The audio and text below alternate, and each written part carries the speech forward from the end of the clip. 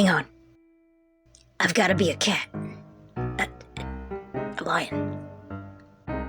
Hang on. I gotta be a lion.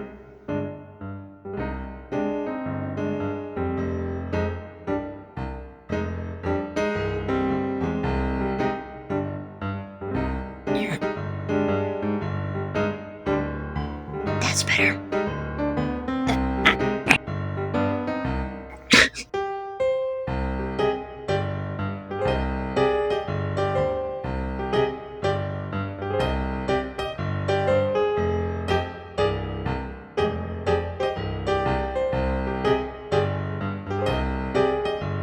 That's better.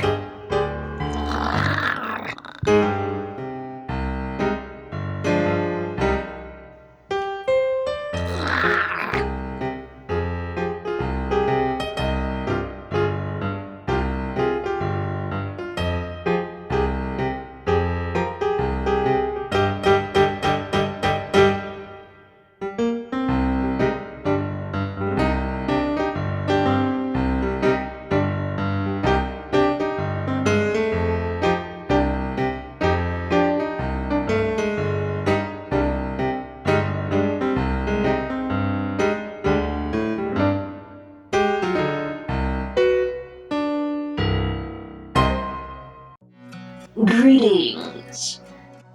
Greetings. Greetings. Heathens. Heathens. Blasphemers. Blasphemers. Infidels. Infidels. Deviators. Deviators. Deviators. Heretics. Heretics. Heretics. Revolutionaries. Revolutionaries. Revolutionaries. Renegades. Renegades. Renegades.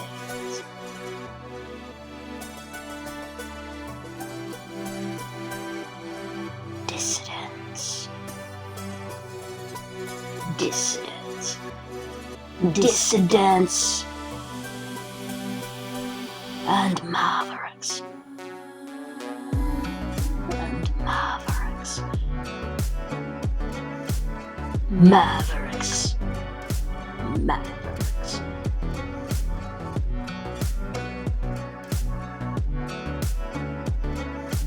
Heathens, blasphemers, and infidels, deviators, heretics, and revolutionaries.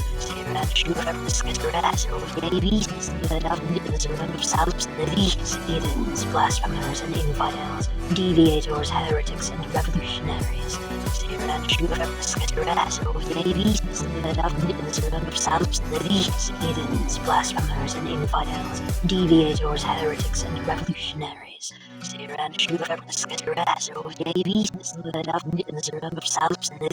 And outcasts. I am jEsTeRJaMiSeN. I am jEsTeRJaMiSeN. I am jEsTeRJaMiSeN. Today is August 8th. Today is August 8th. Today is August 8th. Today is August 8th. Today is August 8th. 2024. 2024. 2024. It is the 8th day of the 8th month, numerologically, the 8th year. It is the 8th day of the 8th month of the 8th year, numerologically.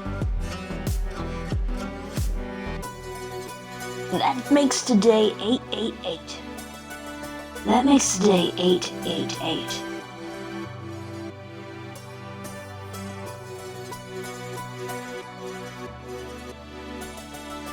It makes the 8th day of the 8th month of the 8th year, numerologically. It makes the 8th day of the 8th month of the 8 weeks.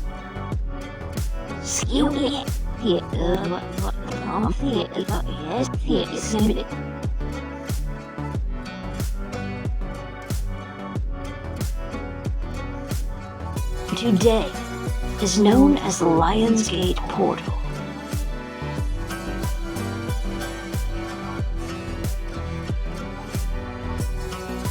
You can do your research. You can go do research on what that means. But let's just say, a lot of things are aligning today. But let's just say, a lot of things are aligning.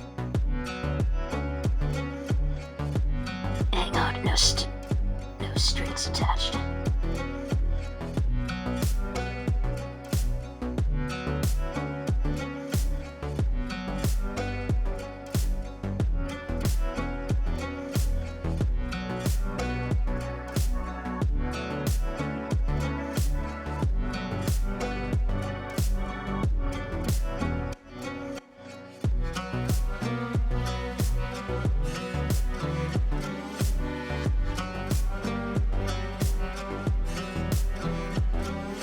No strings attached.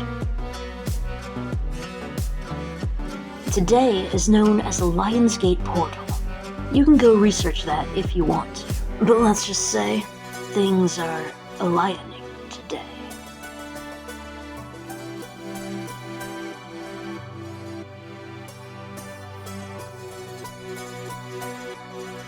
Hang on. I gotta be a lion.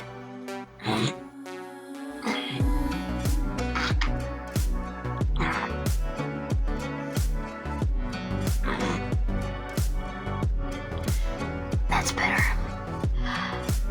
Greetings.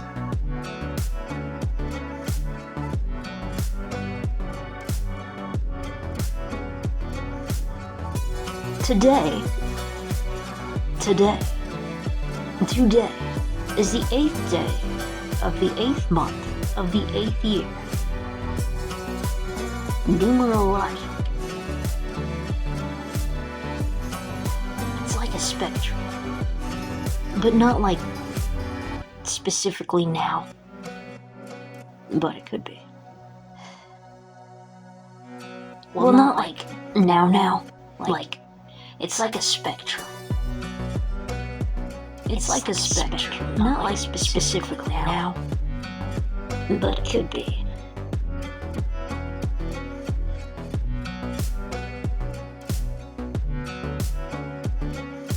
Okay.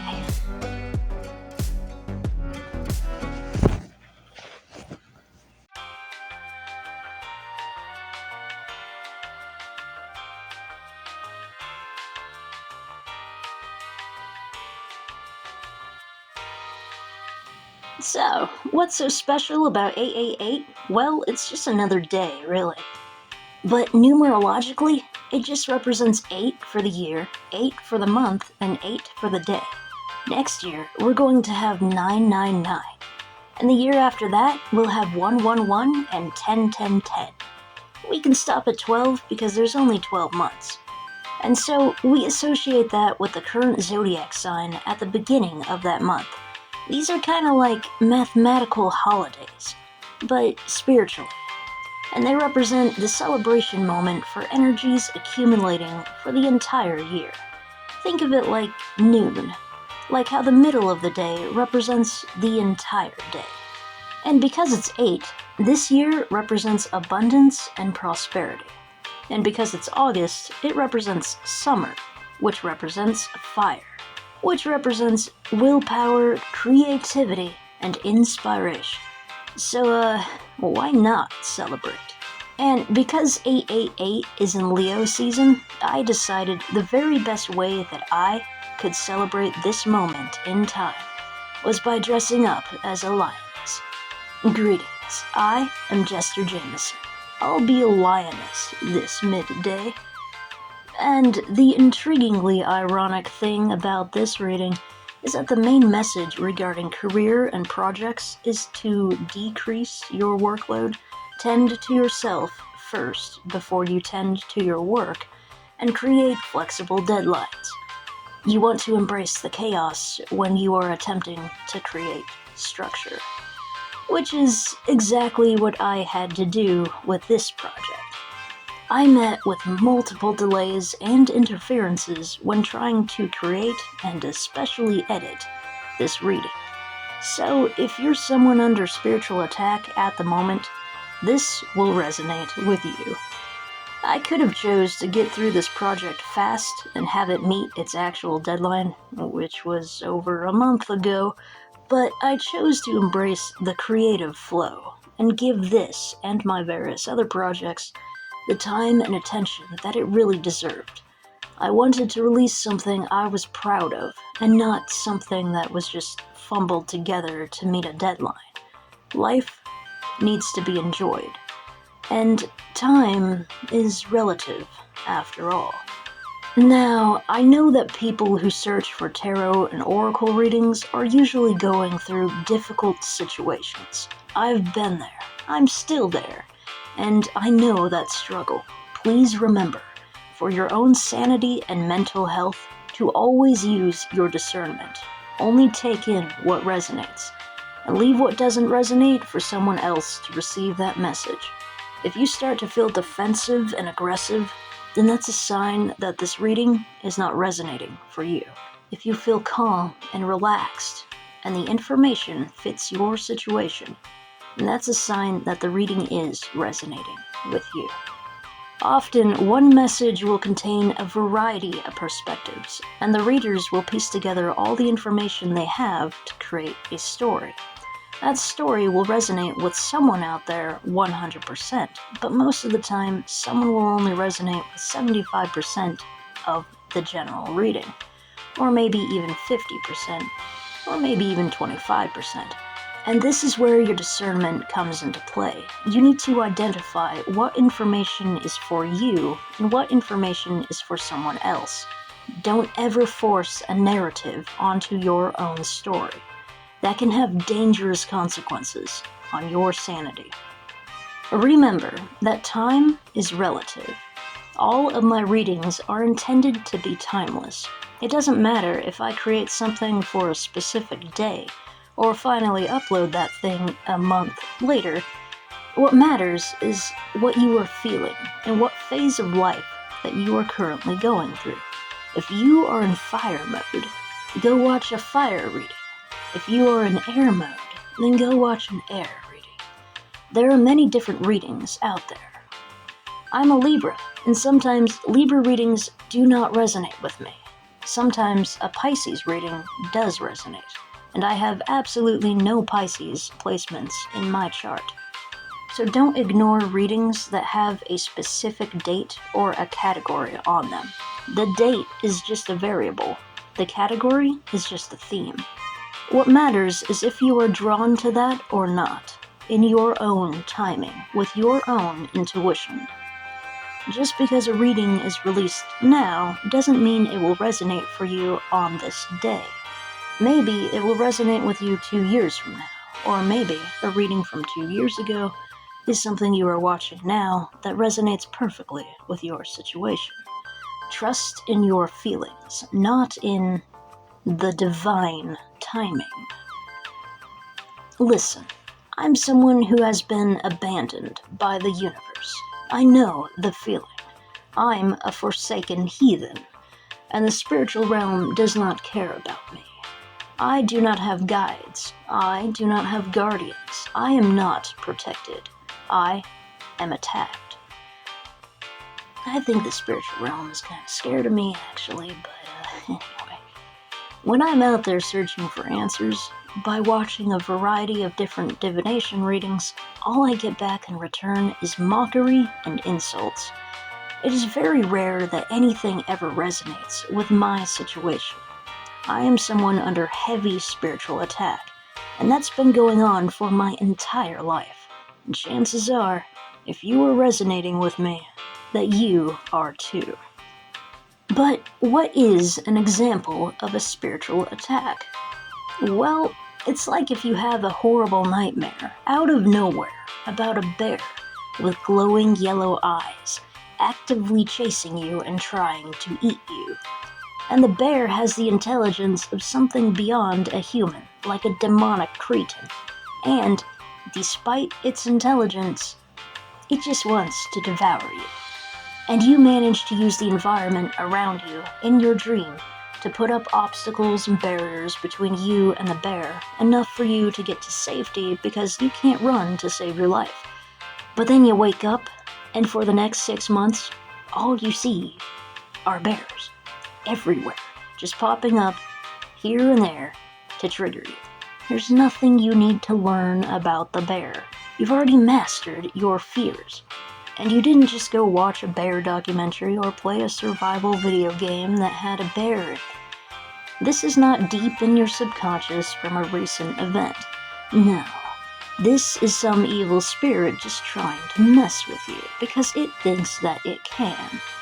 You know, you watch YouTube to escape reality, and then your favorite YouTubers will just suddenly post their thumbnails with a bear on it, only so the spiritual dimension can mock you by using people as puppets. This is an example.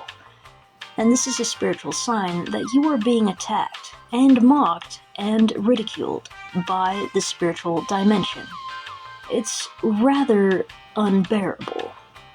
But I do happen to be an American, which means I have the right to bear arms, unlike the Russians, who have the rights to the full bear. But here we just get the arms, so I guess I'm not too worried about it. But it is not something that I should have to bear. I might be barely making my point here, but when you find yourself out there in the universe, vulnerable and alone, walking around on your bare feet and using your bare hands for things, when you really need shoes and gloves for the situation, and then we have to defend ourselves from barbarians, and so we have to build barricades. Well, I would love to be the bearer of bad news here, just so you can get your bearings.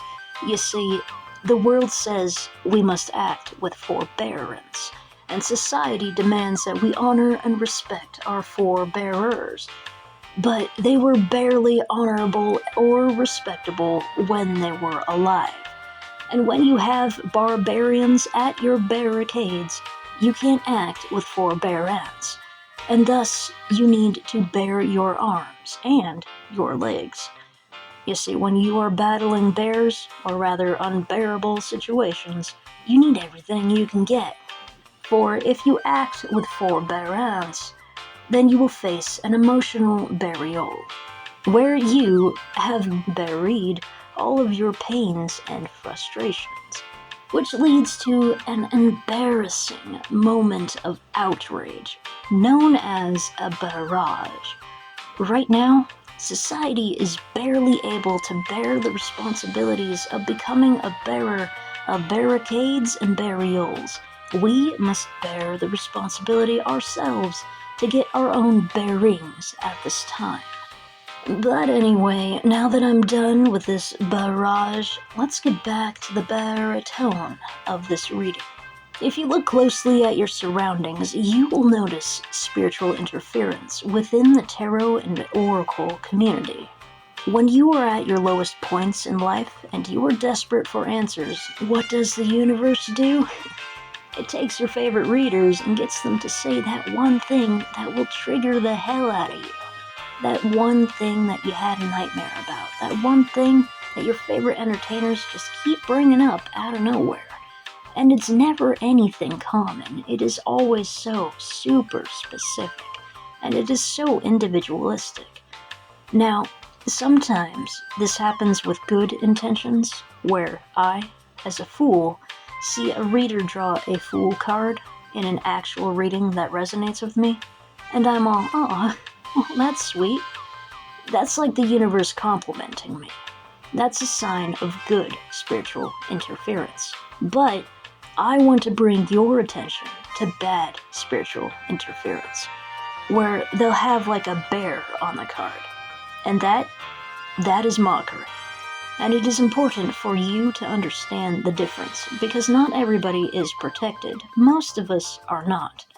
And especially now, I think the world is shifting into self-reliance and self-mastery, and we are all entering our own personal leadership modes, where we have to be responsible for defending ourselves, for providing for ourselves, for tending to ourselves. And so we are responsible for identifying deception and figuring out true intentions. This is important for readers who want to give their audience an accurate reading with good intentions, to identify when and how a reading is being interfered with. You will feel like things are just off. When that happens, you need to allow yourself to flip that card around or put all the cards back in the deck and reshuffle. And this is also important for the audience, to realize when a reading is for you or against you. You need to discern if the universe is trying to mock you or if the reading is just for someone else. If you feel triggered and offended, then that is a sign that negative entities are interfering and directing you towards readings that will cause a negative reaction in you. And they are keeping you away from and attempting to hide the readings that actually would resonate with you. There may be digital glitches too, like you try to load up a reading that you are supposed to watch that would resonate with you, and suddenly your computer freezes, and then you lose the reading. These kinds of things happen. But why are evil entities mocking you? Well, because you threaten them. You have potential, and they want to redirect you. This is a time of illusions, and if you do not develop your intuition, then you can be misled, and you can gallop your way through the fog off of a cliff during an earthquake. And not only are we all really raw right now, emotionally and easily triggered for whatever reason, but these spiritual attacks are orchestrated to cause as much damage and pain as possible. It's just tower after tower after tower after tower after tower after tower. If you understand what I'm talking about, well, hey, we're in this hell together. Humans have to support each other during these troubling spiritual times. And I'm not talking about religion. Get your religion out of here. This is spirituality. This is far more complex and interesting. If you are currently being spiritually attacked, it's because you are doing something good in this world. It's because you are powerful and strong. And that threatens something. Which, as a result, makes it so hard today to actually enjoy entertaining content. Because all the entertainers out there are triggering the hell out of their audience. And this will bring forth a new renaissance of new entertainers. Because they're so uninspired, they're doing it themselves. And if you don't understand exactly what I'm saying, well, I'm gonna guess that you're just embarking on this path where you're about to understand. So, get ready, because it's a wild ride. So, let's look at the number 8, shall we? 8 is mechanical. It represents the physical world we build to function and grow. 8 is infinite. It represents never-ending cycles, like the cycles of night and day, and the cycles of life and death. 8 is a symbol of the sun, of energy, relating to our solar plexus. 8 is the design for the compass, the symbol of individual direction. It represents freedom of choice and protection and fortitude. I wanted to do something special today, so I'm going to release an 8-fold reading. You have 8 piles to choose from. Each pile has 8 cards. At the end of this reading is a bonus 9th and 10th reading, where I take all the cards that showed up multiple times in multiple readings. Reading 9 is for the twice drawn cards, and reading 10 is for the cards that showed up more than twice. Now, unfortunately, the universe is not as kind as it is supposed to be. This means, in our time of desperation and need, we are not always given signs and communication that heals and supports us. Quite often, We are further exiled and abandoned by this universe. It is a sad reality. You can comfort yourself with a variety of beliefs and philosophies, but the fact remains, we don't always get what we need when we need it the most. Keep this in mind when viewing tarot and oracle readings. It is very important to only take in what resonates and reject what does not resonate. Your discernment is up to you. If something does not resonate, don't make it resonate. Remember, you could just be listening to someone else's story. You have the freedom of choice. You can choose all of the readings, you can choose none of the readings. The choice is yours. And if any of these readings resonated with you, I would absolutely love to hear your personal stories and situations down in the comments section. I hold all of my comments for review, which means it does not appear publicly for other people to see until I have the time to read it. So, not only does this mean that I will always read my comments, but this also means that I get to delete all the bad, evil, mean comments just because I can. I do not tolerate mean, toxic people in my comments section. I want my audience to feel safe when leaving a message that came from their hearts. So if you feel like you would like to share your experience, know that I am always curious to hear your individual perspectives. And if you don't know what to say, but you would like to support the reading and my channel, just leave a little emoji. A little heart or a little kitty cat goes a long way, and it is always much appreciated. Though, if you are going to leave a comment, I do ask of you to please use clean language and do not use religious expressions, because I will delete something that is coarsely worded or religious. And I always appreciate the time that you took to formulate your words. And thank you for respecting my boundaries and my community.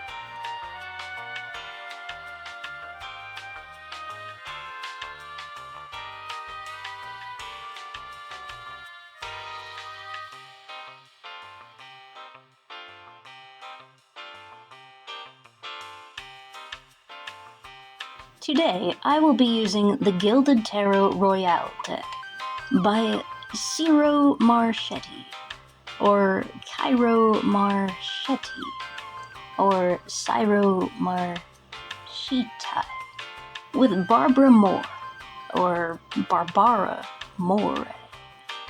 It is a glorious tarot of enchantment and wonder, with every card made borderless and given a stylish design update.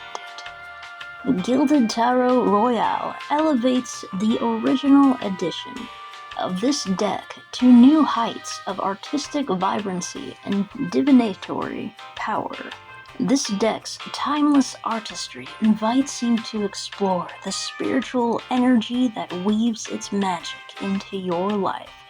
Artist Ciro Marchetti's visionary renderings of tarot symbolism and archetypes lead to valuable perspectives on the unfolding of destiny. Printed in China. My first tarot deck was the original of this version, so I thought it would be fitting to use this for personal nostalgia reasons. I can still remember my first excited feeling when I walked into a bookshop during a Saturday market event in Portland, Oregon, and I rebelled against the confines of society and I traveled to the occult section. I can still smell the incense. Everything was new and exciting back in the day, just as it is now.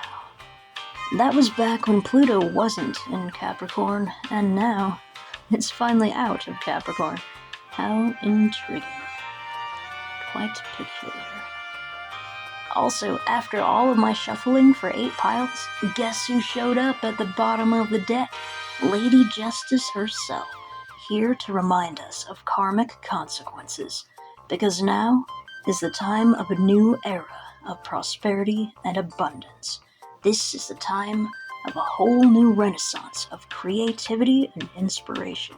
And Rising Justice is here, showing up to remind us that we reap what we sow. And this is finally the time to harvest all of our actions, be it good or bad. The universe remembers every single tear that you have ever shed. It watched all the mockery and deception and all the greed. And now, it's time for things to get evened out. Now is the time of the tipping of the scales. So, in any reading you choose, remember justice. If you have been wronged, then you will be rewarded. And if you have done wrong, then you will face consequences. And directly behind the Justice card is the falling Seven of Swords. Someone is trying to steal your fated destiny and prevent their own karma. But that's not gonna happen. Everyone's going to get justice, one way or another.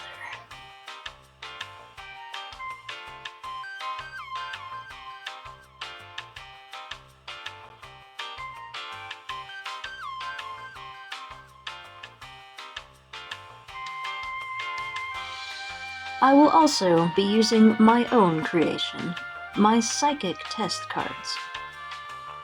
I created these cards to test people's intuition. They can also be used as a memory game.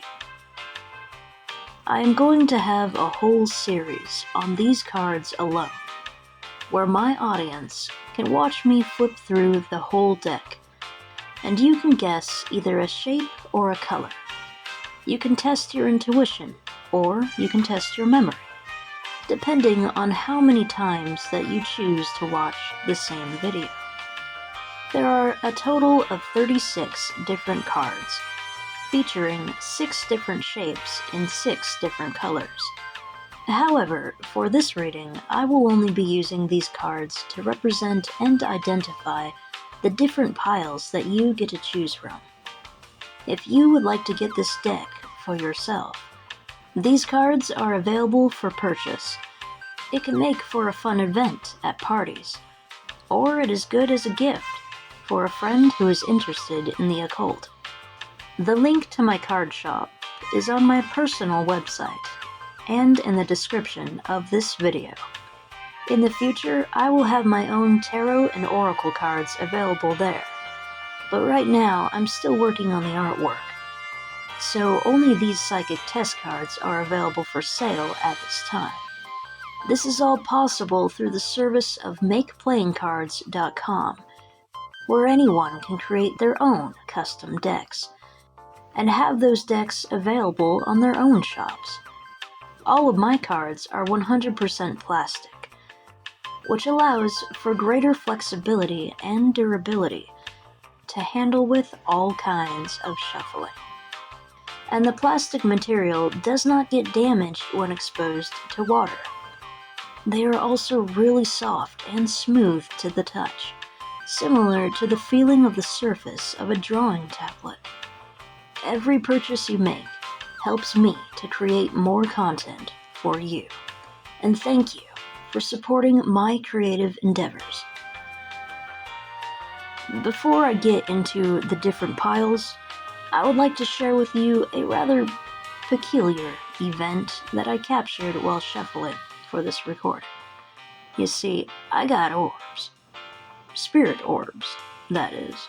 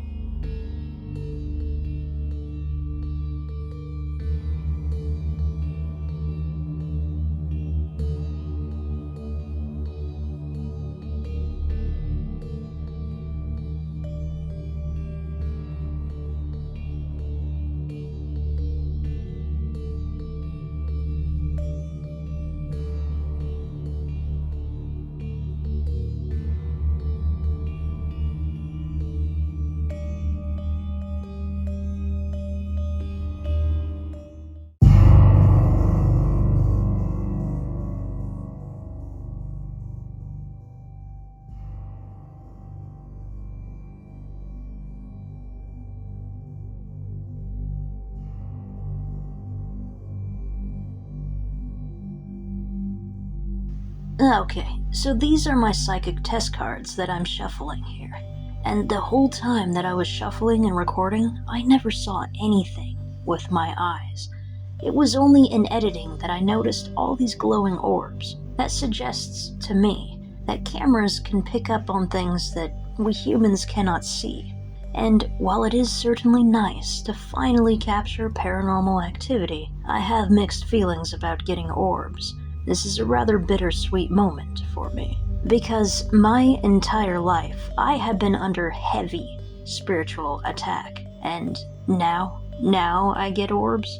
I would like to think of this as a positive sign, but the rest of my life disagrees with that. And for any skeptics out there, these were not bugs. Bugs are black. These orbs were glowing white and changing sizes. This is plasma, phasing in and out of the visible frequency. And I would have noticed if bugs were flying around me while I was shuffling. I am highly sensitive to my surroundings. And if I saw a bug, I would have stopped recording to go kill it. And I would have reshuffled, because the reading would have been interfered with. But check this out. Then this happens. Watch the cards. An orb flies by right as the green rhombus card flips out of the deck. And the way it flips, it kind of looks like it was pulled out intentionally. Then the orb circles around as if to check if the card it really wanted came out or not. Quite the coincidence. This implies that spirits really can affect the cards. That's something I was always skeptical on and didn't really believe until seeing this. This implies that a spirit wanted to interfere with my reading to deliver a message to my audience. Now, how can I not take this as a sign that there's a message here for someone who likes green rhombuses? And do I assume that this spirit has good intentions? Do you? Just because I want to believe in good intentions does not make that true. And this slight hesitation here with the deck is me trying to figure out how I'm going to record this. And this is right after drawing all the cards for Pile 2, the reading I assigned the green rhombus to. In this moment, I decided for some reason to put the card back in the deck and record drawing all the cards in one video. But I still recorded each card individually and chose one at a time for each pile, rather than just draw them all at once in a group. Later, I decided the group thing was better, especially after editing, but now I know. And then another orb zips by right after I decided that, almost aggressively. Did I pick up on deception? Is that why I put the green rhombus back? Who knows?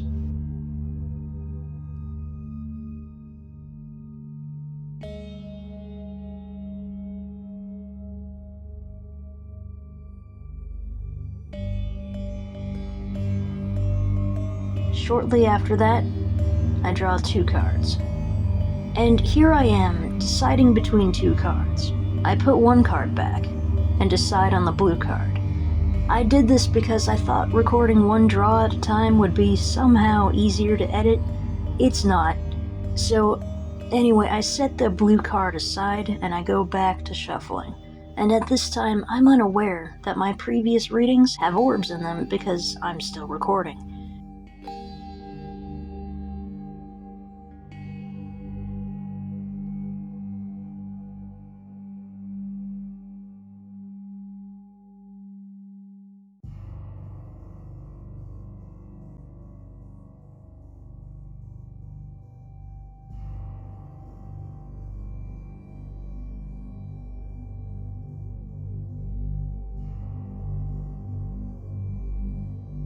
But then I draw the green rhombus again, and immediately, right after the green rhombus card comes out, another orb flies past the screen. And seeing this orb makes me wonder if that second card I put back into the deck when I drew the blue circle was also the green rhombus trying to come out before this moment. But here it is now. and here's another orb. So I essentially drew the green rhombus, then put it back in the deck, started over, drew the blue circle for my first draw, and then I drew the green rhombus again as the second card draw. So not only did the card come out twice, not only did this card get 2 orbs, but I also associated it with the second reading. So maybe if 222 is significant to you, and you're super depressed, and you like the color green for some reason, maybe that's your reading, I don't know. However, the spirits in my life made it quite clear that they do not care about me. I have never met any good entities, only the bad. They only attack, they never heal. I've been under constant heavy spiritual attacks, mentally, physically, and emotionally, my entire life. And thinking about it, this all started back when Pluto first entered Capricorn, when I was 16. And now that it finally is exiting Capricorn, now that I'm about to be 35, how fitting it is for me to deliver this message of defense and protection to you now. Like, for 34 years, I've been waiting to capture paranormal activity, despite being viciously attacked by paranormal entities when I was 16. I still couldn't see a thing. And now, here they are, performing for the camera. But they just like the green rhombuses. They don't like me. They didn't prevent the spider on my wall. They didn't prevent the bugs crawling up my door. No, they orchestrated that. And I bet they're orchestrating the same things for you. This is the first time I'm recording and posting a divination reading for the public to see. This is the first time I'm seeing orbs in anything that I've ever recorded. And there's so many instances in the same presentation. And I want to feel excited, honored, respected, and valued by the spiritual dimension. But the spiritual dimension has forsaken and abandoned me. It continues to mock and ridicule me, to trigger me, to interrupt and interfere with every attempt at me trying to start a new beginning, to just have a happy life, or just to even smile. And especially with trying to get this reading out. So, am I to assume that 100% of these spirit orbs have good intentions? Am I to assume 100% of these spirit orbs have bad intentions? Am I to assume it's a 50-50 deal? Because my life experience is leaning far more towards the pessimistic side, because I've never seen anything good. I would like to believe that a good entity finally decided to show itself in the form of an orb for my camera, in an attempt to celebrate my successes and endeavors. But then why did that spirit not stick around to prevent that spider crawling up my wall behind my computer while I was editing? The spirits orchestrate bugs to navigate throughout my entire house and climb up my door. Only my door. That's a sign of evil interference. That's a sign of disrespect and mockery. That is not protection. So, just because something glows doesn't mean that you can trust it. Whatever we choose to believe, we still have no way of knowing exactly what is out there and what their agenda is for interfering with us. All we can do is speculate and feel, and that is subjective and biased by nature. I would like to believe that a good spirit wanted to send a message of hope to someone out there through the green rhombus, because the reading I assigned the card to deals with major depression, but that spirit wasn't good enough because they didn't stick around to protect me. If that spirit was actually good, then I wouldn't have been interfered with. I would have been protected in getting this reading out. So I just feel used. And that's not a good sign that this entity can be trusted. So I can only conclude that all these orbs are bad spirits, trying to see if they can manipulate this reading, or maybe just try to see if they can get on camera. Just because an entity can finally pull off a parlor trick doesn't mean that it should be trusted. Do not project your own personal hopes and wishes and dreams. You must always wait for the evidence. Any other reader might tell you that you are blessed and protected, but not me. I'm going to tell you to watch your back, because you are being interfered with. Something is trying to masquerade as a good spirit, as a false guide, They are not your guardian. They are your manipulator. And if you open yourself up to them, especially if you are lonely and desperate for attention, then you are at risk of being physically and sexually attacked by demonic entities, just like I was in my teens. The only way that I was able to create an energetic shield around myself was by embracing self-love.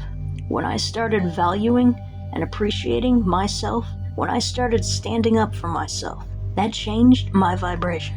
And that's what you need to do. You are not protected. You need to protect yourself. Why are you trying to befriend the dead? Well, because the living has failed you, just like the living failed me. You need to remember the dead orchestrated that to happen, every relationship, so that you would be lonely and more susceptible to their interferences. We are alive for a reason. We are meant to socialize with the living, no matter how difficult that can be. Bad entities feed off of your pain and suffering. It's why they orchestrate it, and of course, they manipulate you to rely on them. If you form an emotional connection with them, then that will make them more able to attack you. Sever your emotional ties to the dead. You don't know what's on the other side. They will always masquerade as something they are not. Now, having a healthy fascination for the paranormal is one thing. I support that. But becoming addicted and vulnerable to specific entities will only lead to your ruin. Avoid what I went through, and heed my words. Don't ever put your trust in the dead. They don't deserve our respect. I don't want to believe that everything is bad, but nothing ever chose to come and save me. All the energy that I released with my torture, nothing, not one entity, not one spirit, came to heal or protect me. And nothing is there to protect or save you. You are on your own. You need self-love, strong boundaries, and high standards. Do not ever diminish your light. Believe in you. There's nothing else to believe in but you.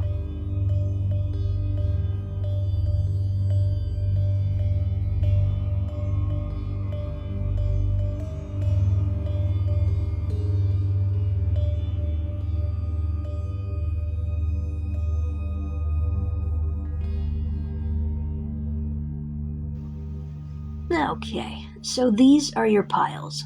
I created a YouTube short video for each of these piles. So what I will do right now is show you all of the shorts in order, and once the 10th one's done playing, I'll show you all these piles again for you to make your final selections.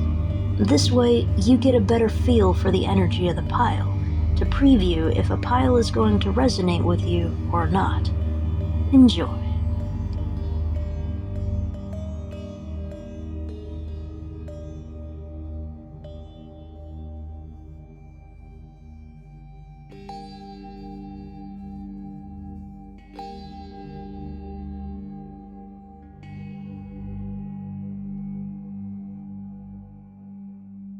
There is someone with bad intentions that you have dealt with in your past. They brought much harm to you. Their further attempts at manipulation will continue to backfire onto them.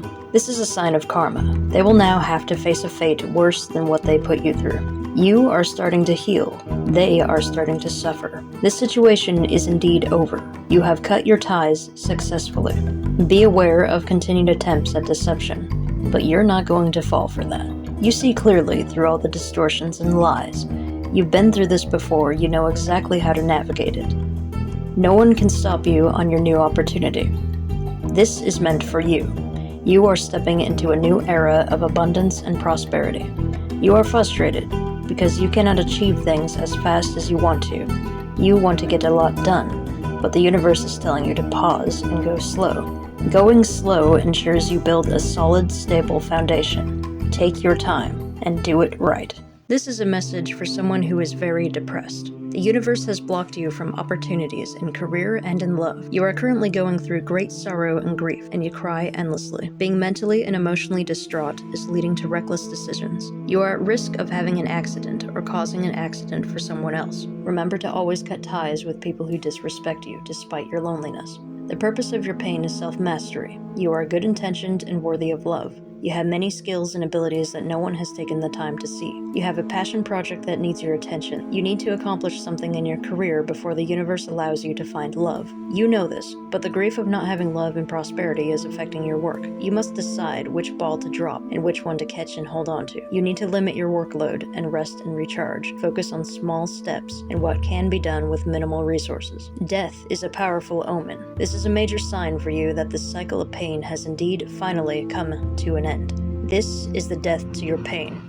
This is a story of a confident individual who has a passion and drive to get things done. You are honest and trustworthy and make good decisions. However, you have recently experienced a defeat in a situation, possibly romantically. You are currently in search for something better. You have high standards and will not tolerate immature behavior. You have come into conflict with someone who is immature. Their immaturity caused you great pain and misery. They succeeded in disrupting your plans, making you feel overwhelmed and restricted. You are currently navigating over turbulent waters and must learn how to adapt to survive. The immature one had help from other immature ones to cause misery and misfortune upon you. However, the immature ones will soon see karma for their actions. The wheel is turning against their favor. Meanwhile, you feel like the universe is against you. Remember, bad things happen to redirect us, to make us take action we otherwise would not have. Keep your standards high and your boundaries strong. You are granted mental clarity and the ability to discern the truth. You are granted motivation and inspiration to call into action your desired manifestations. Follow your instincts and do something creatively. You are a fool, a naive fool,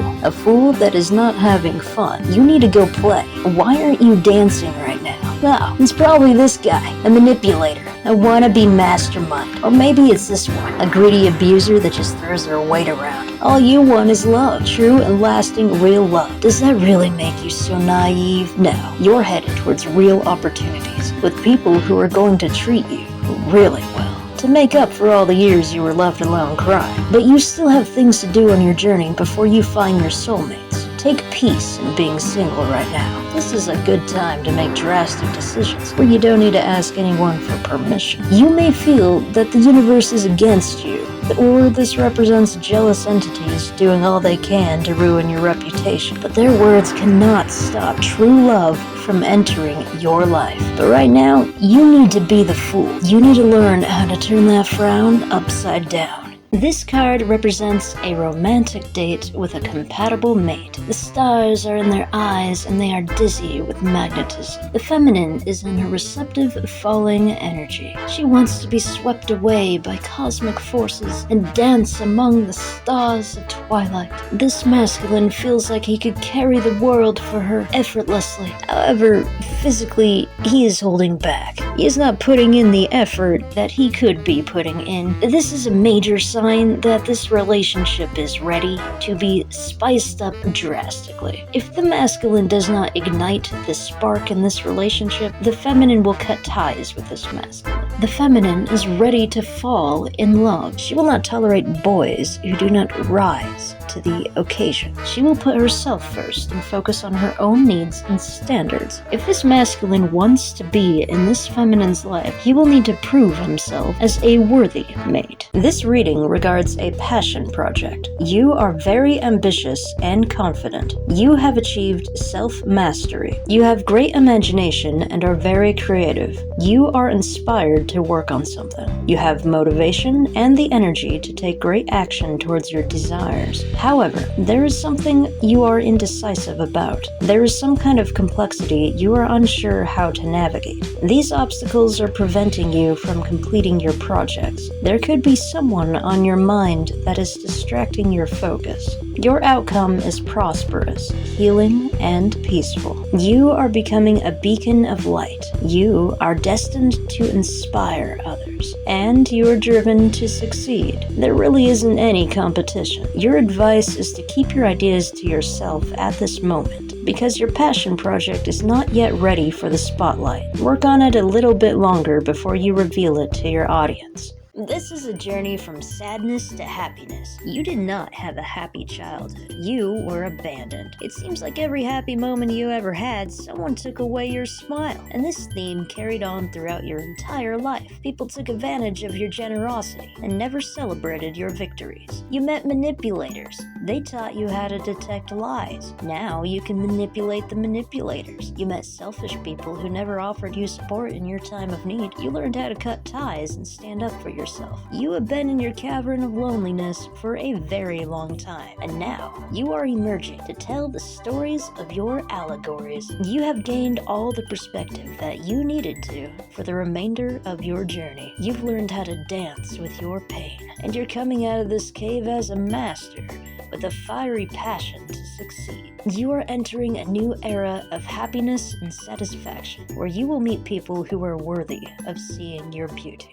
Someone is jealous of you and your abilities and your talents and your overall existence. Jealous ones want a reaction. Your advice is not to give them a reaction. To win the battle, do not engage with their drama. You must be a mistress of your emotions. Focus on only giving your energy to good emotions at this time. Your challenge is to turn turbulent emotions into peaceful ones. You are in a time of self-reflection, and you must adapt with the rise and fall of emotions. You are drowning in burdens and responsibilities. You don't need anything else to distract you right now. You are currently unsatisfied with your present company. Keep your standards high and cut ties with anyone who disrespects you. You are headed towards an abundance of opportunities to meet a variety of new characters. People who actually deserve your attention. This is an overall reading for the collective regarding the energy of the 888 Lionsgate Portal event. All of these cards appeared twice in the previous 8 readings. These sideways cards came out once in rising energy and once in falling energy. The rest came out twice in the same position they are now. The overall message for the twice drawn cards is, a cycle has ended and a new cycle is beginning. This new cycle is an era of prosperity and opportunity. You will need to maintain steady effort to manifest your dreams. You need to earn this. This is going to be a fun challenge. You are wanting to explore your abilities. Do not overwork yourself. Be slow and break up your work into small and manageable pieces. This is a time where you are rising to your fullest potential, and you can no longer be deceived off your path. Multiple new beginnings and opportunities will present themselves. You are moving towards an exciting future and are healing from past struggles and pains. Justice is in your favor, and no one can take that from you.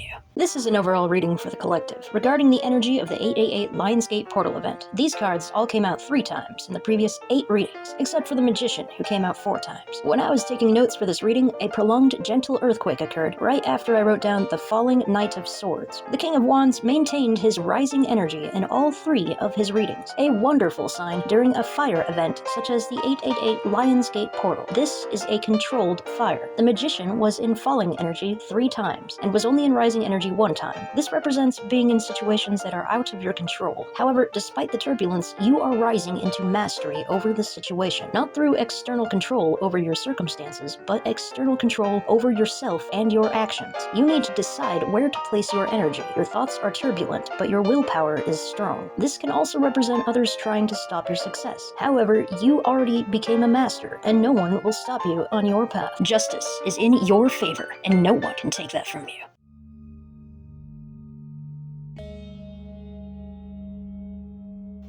Choose your divination.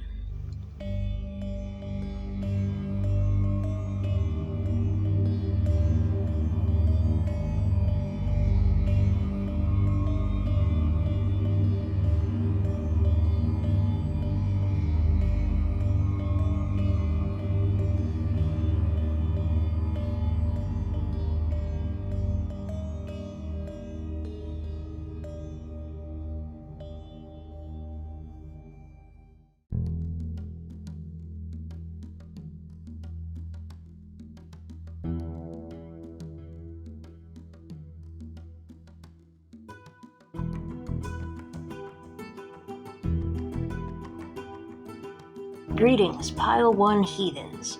Welcome to the Green Star reading. This reading is for someone who is finally free from manipulation. Your cards are Rising Ace of Pentacles, Rising Death, Falling Ace of Swords, Falling Moon, Rising Knight of Pentacles, Falling 8 of Wands, Falling 10 of Swords, Falling Magician. I'm going to tell you right now, this is a beautiful reading. It's a good reading. You've been waiting for your new beginning, a death to the old, and a healing from your pain for so long. You have momentum. This represents your present moment. What really stands out to me in this reading is the falling magician under the falling 10 of swords. I mean, let's flip this over for a second so you can see this image. Let's take a look into your past. Whoosh. This guy looks like a puppeteer, and this guy is his victim. He's throwing daggers into your back and masquerading like he cares. He's causing disruptions in every dimension of your existence. Career, love, spirituality. Whatever the magician is representing, it is completely against your existence. This goes beyond mere mortality. This is spiritual warfare, where some sort of evil, jealous creature is acting in fear to try to control you, to try to smother out your light before you can rise to your truest potential. But all they can really do is just delay it and really annoy you. These are not tests. These are attacks. You have been targeted. This is an entity in the spiritual dimension using people like puppets to interfere with your life and to ruin all of your opportunities. Everything they did was to halt and stifle your progress and diminish your soul. And somehow, they got away with that. No one cared to save you from this. This reading would be completely horrible if it were reversed. The moon is about illusions, and it's over the sword of truth. So this tells me the story of someone believing the lies of a manipulator to be true. That someone used to be you, but you saw through them quite quickly. This represents a group or following that believes this evil magician to have good intentions. This bad guy is charismatic, and he forges false trust in people. This entity could masquerade as a guide or some kind of spiritual savior, like you once believed them to be. But all they do is orchestrate your demise. They are able to deceive good spirits away from you so they can ruin your day better. All alone, without heroes. And how good were those spirits if they didn't stick around to save you? They weren't. Death, falling, like a cycle that never ends, constantly repeating, no momentum, no progress. All attempts at a new beginning were interfered with. This was your past. You lived through this. This is what you survived. Now, let's take another look at the present. Whoosh. The manipulator is falling. The swords in your back are coming out. You are finally healing from the pain, from the trauma. You learned everything you needed to from this situation. So this manipulator has no power over you, and never will again, in any dimension. You were attacked because you were a threat. All you ever wanted to do was just live and work on your projects.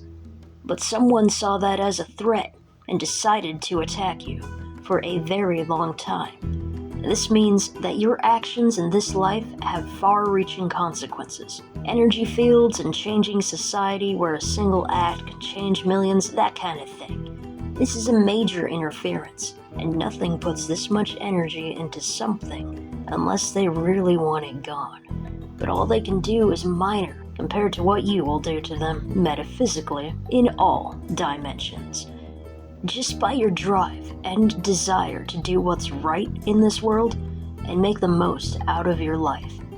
And when you finally do get over to the other side, well, you're already a force to be reckoned with. You are finally starting to live for the first time. You have your momentum. You are moving forward. You are no longer deceived by illusions. You can see through the lies. You have your new beginning. And death assures you that the cycle is indeed over. This has ended, and there are consequences for actions. Death also represents karma. You have cut your strings and claimed personal freedom and independence. Just this image alone of the puppet strings being severed is karmic justice. Where are those swords going to fall now? Right back upon the magician. The Eight of Wands can also represent the evil magician's attempts going nowhere, being redirected right back at them. Ricochet. This is truly beautiful. You have the card of new beginnings, a card of physical prosperity. You are currently right at the start, right at the beginning of this new journey. And this is reflected in the Knight of Pentacles, the evolved form of the Ace. This is a movement card. You're moving in the right direction, away from the pain of your past, towards abundance. Regarding your career, you are stepping into a new opportunity. This is a great sign for finances. Think of this as a giant coin. You're moving slower than you would like, but you are moving slow so you can build a strong, solid foundation for your future. Slow and steady progress, and you will reach prosperity and abundance. This represents you needing to take rests along your journey to recharge. You must rest and recharge. You have a lot of healing to do. Even if you're not aware, there are many levels of this pain. And this is probably why your mind is chaotic right now, because you can finally rest for a moment to really process things. Everything that's bottled up, everything that you suppressed is rising to the surface now, which is causing you to slow down so you can tend to yourself. You are stressed and indecisive, and you are most likely overthinking things. You've got some things to figure out, technically, for your endeavors, but you know exactly where you're going, and you know how to get there. And you will not fall for anyone's schemes or deceits along the way. Circumstances are out of your control, but you are making your way through this. Prosperity and abundance is yours. Karma has consequences, and justice is on your side. All things end, and this cycle is indeed over.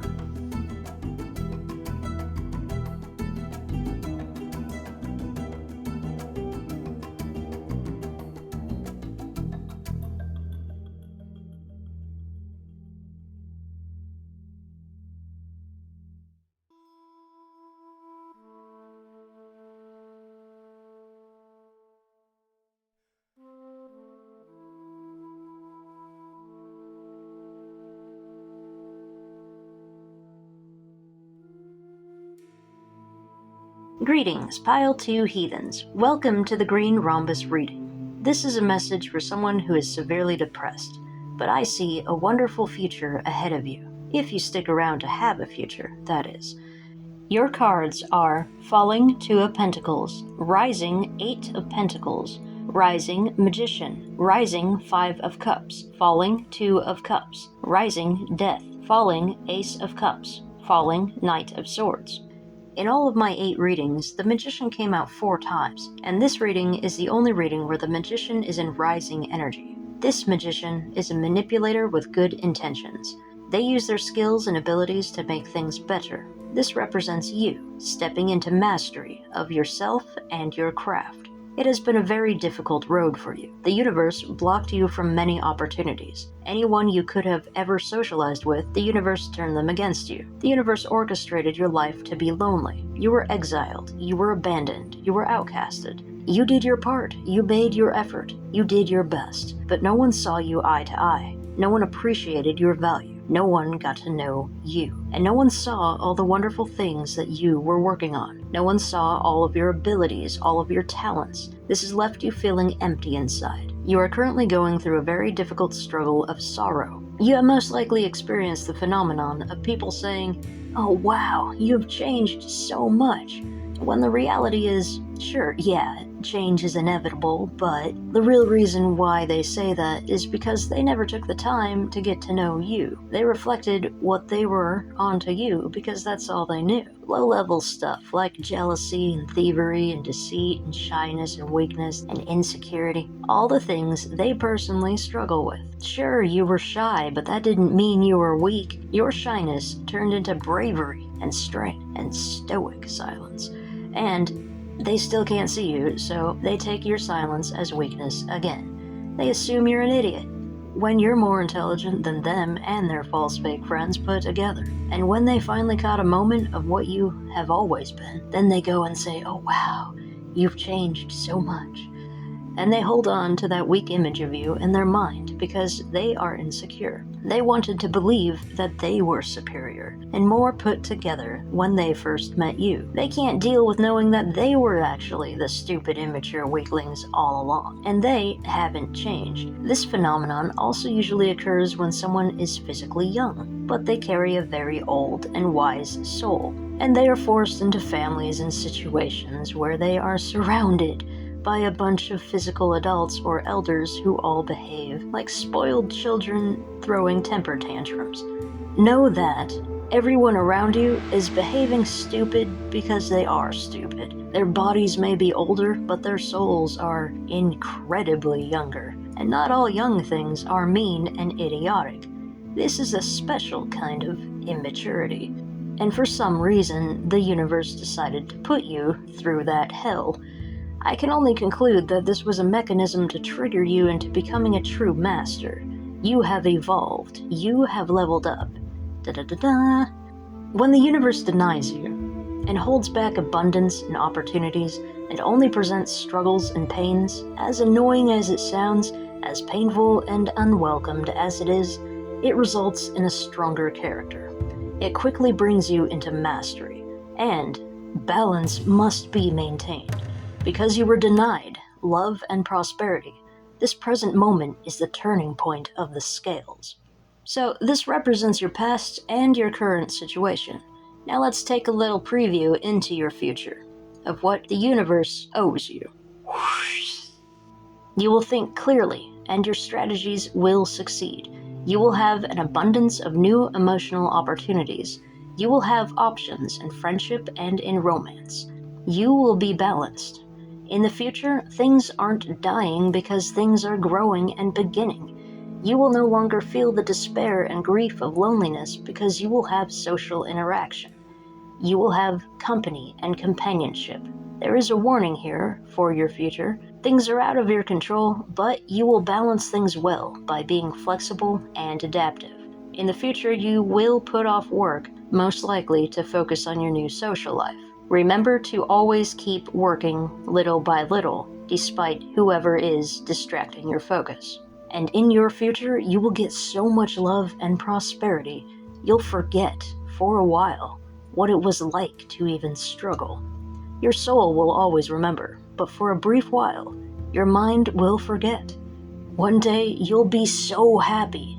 You'll look back on your life and go, "Oh yeah, my life was terrible. Glad that's over with." And here, we have the Death card, a strong, powerful omen that this cycle is indeed over. This is the end moments to your struggles. But right now, you're feeling like this. You are overwhelmed by feeling abandoned and forsaken by the universe, and everyone and everything in it. You may be finding yourself crying endlessly. I am here to tell you that your tears have meaning, and everyone who has ever caused those tears will face consequences. Justice is on your side, and karma will do its job.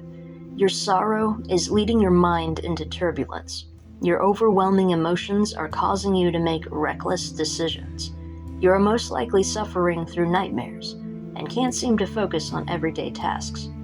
You are overburdened and can't handle the pressures around you. This card is a juggler, and when in falling energy, they're dropping all the balls, because they are in a disharmonized state. Normally, the Death card represents a metamorphosis. Think of death like winter, the time after the harvest of autumn, and the time before the blossoms of spring. Death is like night, and day is like life. It is a cycle, both physically and mentally. But in this reading, death is not just representing an end to an era. Because you are distraught with grief and despair and overwhelmed with sorrow at this moment, which leads to reckless decisions and thoughts, you are at risk at this moment of having an accident, or causing an accident to someone else. You are most likely suicidal. I know, because I've been suicidal most of my life. You most likely feel dead inside. You feel hollow and alone. You do not see a solution for yourself.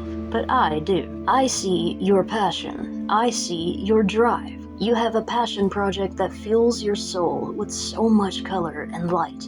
You are a magician. You are taking all that pain and darkness that life has thrown at you, and you are transmuting it into something magical. You are pouring that magic into your works of art. I advise you to listen to your favorite music at this time. This will help you match your frequency to your work and get you to harmonize again, to the point that you can smile, and at the very least, be okay for a day. But this card, this isn't okay. This is wonderful. You are focused and determined, and you have powerful imagination, inspiration, and energy to see your passion project into completion. Working on your projects transmutes everything. It heals you. And when you show this to other people, it'll heal them too. Despite your passions though, your emotions are overwhelming at this time, and that makes it difficult to focus on your work. You find an additional struggle to make ends meet at this time. You are worried about finances, and whatever you do feels like it falls apart. You are taking on too much. You cannot complete all your projects by the deadlines you set for yourself. Your advice is to rest and attend to your emotional and physical needs. You must not neglect yourself. You must always put yourself first. You were forced into this life to learn how to be selfish and how to tend to yourself. You now have strong boundaries. You now have knowledge of the world. You will not be deceived again. You know how people work now. You have completed all your lessons and all of your growth. Your next challenge is to master finances. You must become stable with your finances before the universe allows new connections into your life. You know that it is wiser to stand on your own, with the ability to leave at any moment because you can survive and provide for yourself rather than rely on the whims of those around you. You've been through bad relationships, and you don't want to risk being in another situation where you relied on someone who was heartless and abusive. You want companionship, but trust me, it is better to be alone than in the wrong company. Find as much comfort as you can in this moment. Being financially stable opens the doors for everything. You tried your best in the past, but the universe didn't allow you to be financially stable because it wanted you to know and remember these struggles. You were raised poor, so you would make good choices with your money once you finally had access to it. The old cycle has ended. A new cycle has begun. The universe is now opening the door to prosperity and abundance. The universe is now granting you access to the path of financial stability. You still need to earn it though. Your advice is to decrease your workload, despite your loneliness. Do not rush this process. Do little things that you can handle. Take many breaks and tend to you. You are doing too much because you want to succeed faster. Slow down, and you won't feel burnout and fatigue. You need to decide what ball to drop and what ball to catch. Do the most with what you can with minimal resources. You can think of life like living a video game, and to really challenge yourself and gain the most experience so you can grow and change and become your best version of yourself, you need pain, you need challenges, you need rejection and missed opportunities, because that levels you up faster, and you look around and see others living far softer lives, and they're playing on easy mode, and they are. Their soul traded massive experience for ease and comfort, but the brave souls want to level up, so they trade in ease and comfort for massive experience, and it's through their skills and abilities, through their efforts, to make things happen for themselves when they finally achieve ease and comfort, because they've earned it. Now, you can handle anything. You are the one who runs towards the bullets, and the fires, and the destruction, because you can handle yourself, and you can be the hero that someone else needs. You are not built to cower or run away from what most people think is scary. You were given a tough life because your soul is ready to challenge yourself into mastery, and this moment represents you succeeding in that mastery. Follow your path, continue to work on your projects, and this will bring you prosperity in love and in career. I'm rooting for you.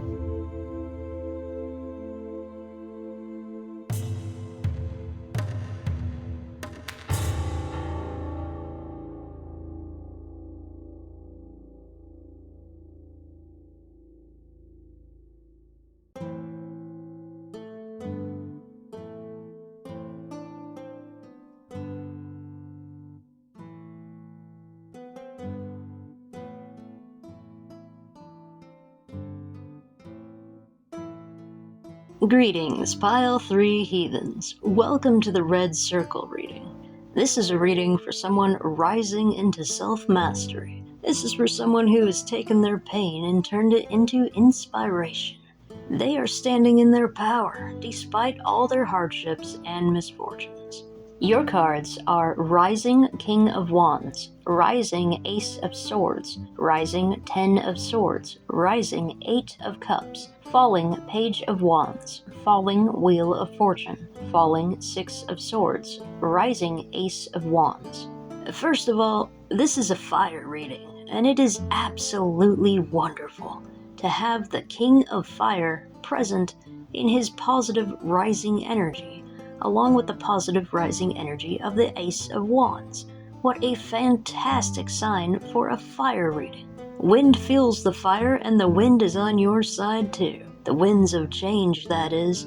Emotionally, you're devastated, or rather, unsatisfied. You're looking for a better place to spend your time and better people to be around. You are a master, and yet the people around you are immature and are not headed in your direction. This has brought you much pain and burden because you do not feel like you fit in. You feel like life has brought you nothing but misfortune. However, the wheel is turning. This wheel represents the misfortune, the justice, and the karma of the immature collaboration that brought you misery and pain and loneliness and devastation.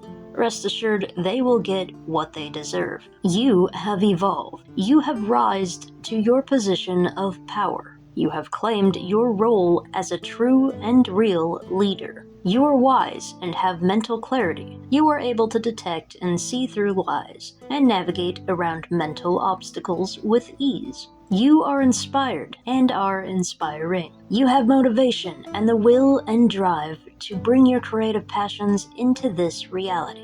You may have recently suffered a defeat by interacting with an immature being. This could have regarded a romantic situation, where you lost a potential love interest to someone who was vastly more immature than you were. They were flashy and attention-seeking and selfish, and you were confident in your power. Just remember that in order for someone flashy and immature to attract anyone, they have to also be flashy and immature to want to be around that. Your heartache is making you search for someone new, someone better. If this isn't romance, then this is a sign that someone immature has been taking actions to harm you, and they did not take those actions alone. They were collaborating with other immature ones, a whole boatload of them. But be comforted, because they will get karma, and you are on your way to better places. This can also represent your evolution. You are currently navigating turbulent waters and are headed down paths that you did not plan to head down, which is causing much pain and loss. But you have the intellect to handle complications, and you have the willpower to overcome these challenges. This is the transformation of a boy into a man.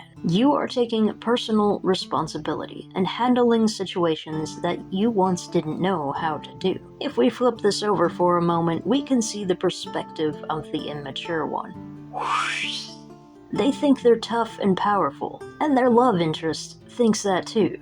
Notice the girl has to travel to the guy, which is not a positive trait. He's most likely scrawny too, and pretends to think of himself as an intellectual. And the girl's drawn to him for some reason, but she is too unsatisfied with his lack of abilities, despite she being the only one to actually help to do everything for him.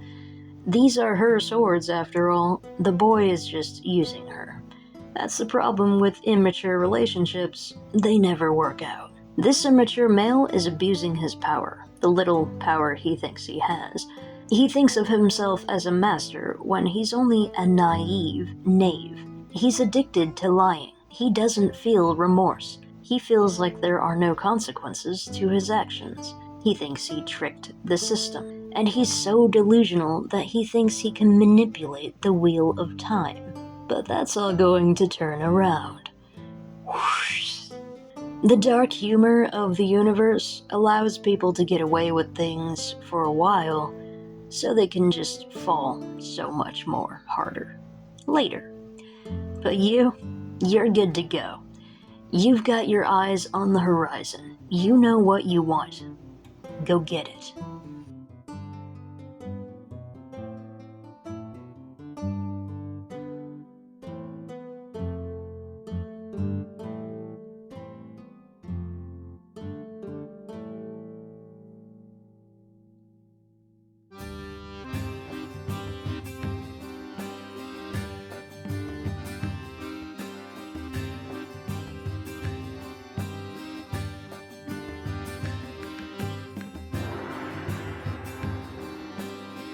Greetings, Pile 4 heathens. Welcome to the Red Heart reading. This reading is for someone who has unjustly been called naive when they happen to be the most enlightened and intelligent one in the room. And the one who called them naive was actually the one naive. Ah ha ha ha ha ha. Your cards are the Falling Fool, Falling King of Pentacles, Falling Magician, Rising Lovers, Falling Judgment, Rising Six of Swords, Rising Knight of Pentacles, Rising Knight of Cups. Now, the Fool is a very special card. It represents childhood creativity combined with adult mastery. The Fool is very misunderstood by immature, naive beings. Those who actually are naive see the dancing fool and hear the fool's words of nonsense, and they laugh. They say, haha, look at this fool. But foolish ones know that real fools are masters of their craft. They have carefully designed and manipulated their outfits and their movements and their words to tell the tales that only intelligent people would understand. While the naive crowd laughs and points, thinking the fool is stupid and funny, the wise, silent ones in the back of the crowd get the message. It takes a lot of talent and effort to dance and to perform and to tell a story. Think of a jester. Within the courts of kings and queens, the common crowd was not allowed to speak against the royals, for they would surely be executed. But the fool, the entertainer, the jester, spoke the truths among the sea of lies and got the royals to admit their faults through humor, and thus the fool under the spotlight was spared, for they were too entertaining to kill. Earth Kings represent the established order, the traditional way of ceremonies. Anything that is not orderly or does not fit into a box is eliminated. This easily turns into a corrupt system with many types of abuses of powers. The Fool exists to shake things up. The Fool entertains the corrupt king, but always has been the king's enemy, for the Fool is an instrument of truth and freedom, and the fallen king is an instrument of lies and restrictions. And just because something is falling doesn't necessarily mean that it is evil. The Fool defies rules, remember. The falling fool is like a falling star. Think of the falling fool like a dark angel instrumenting judgment and justice. Falling can also represent going into dark mode.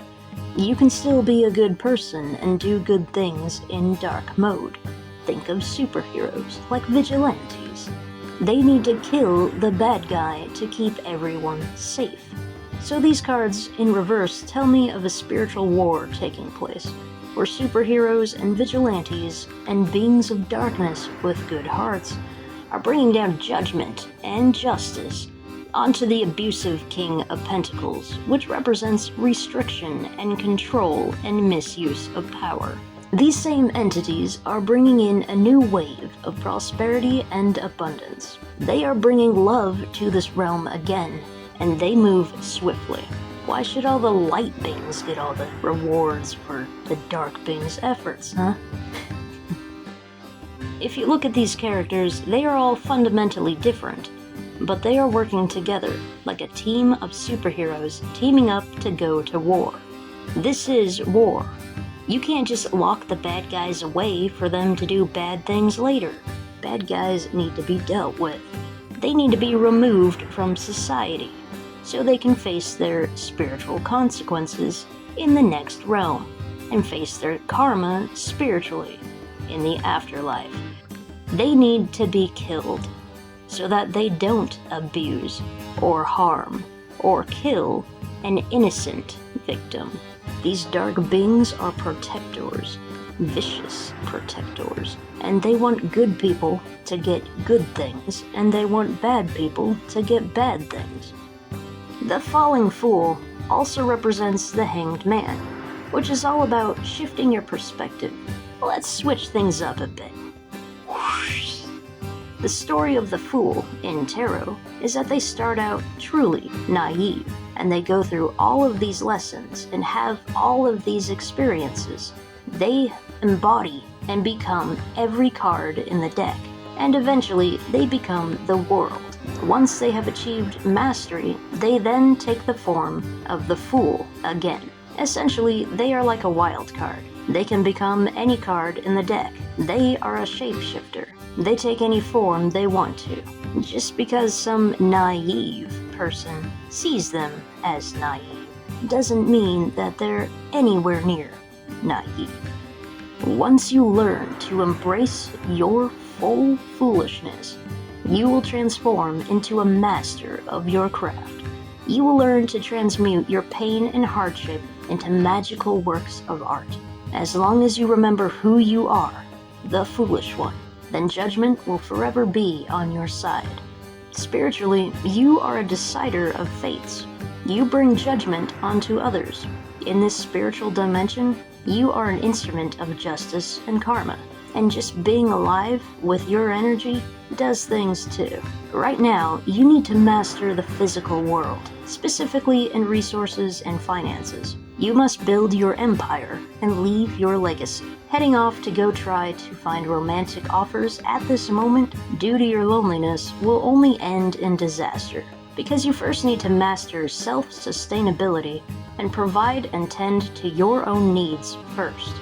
When you do this, life will open up for you. Let's switch this back around. Right now, you're not embracing your foolishness. Things are out of your control, and you feel like the universe has forsaken and abandoned you. You do not have a solid foundation of resources and safety. Most likely, you have met people who have abused their control and power over situations, and you. This represents physical abuse, or hoarding resources. This represents mental manipulation. This represents gossip and rumors and lies. All of this has disrupted you. You experienced self-doubt. You thought of yourself weaker than what you were. You accepted their narratives and lies of you because you just didn't want to fight any longer. You need to stand in your power, transmute your experiences, and learn how to laugh and dance with your pain, because you are on the path to true love, with multiple offers awaiting you. You will meet people who will treat you better than you've ever been treated, to make up for all the tears that you lost, and all you gotta do is just be a fool.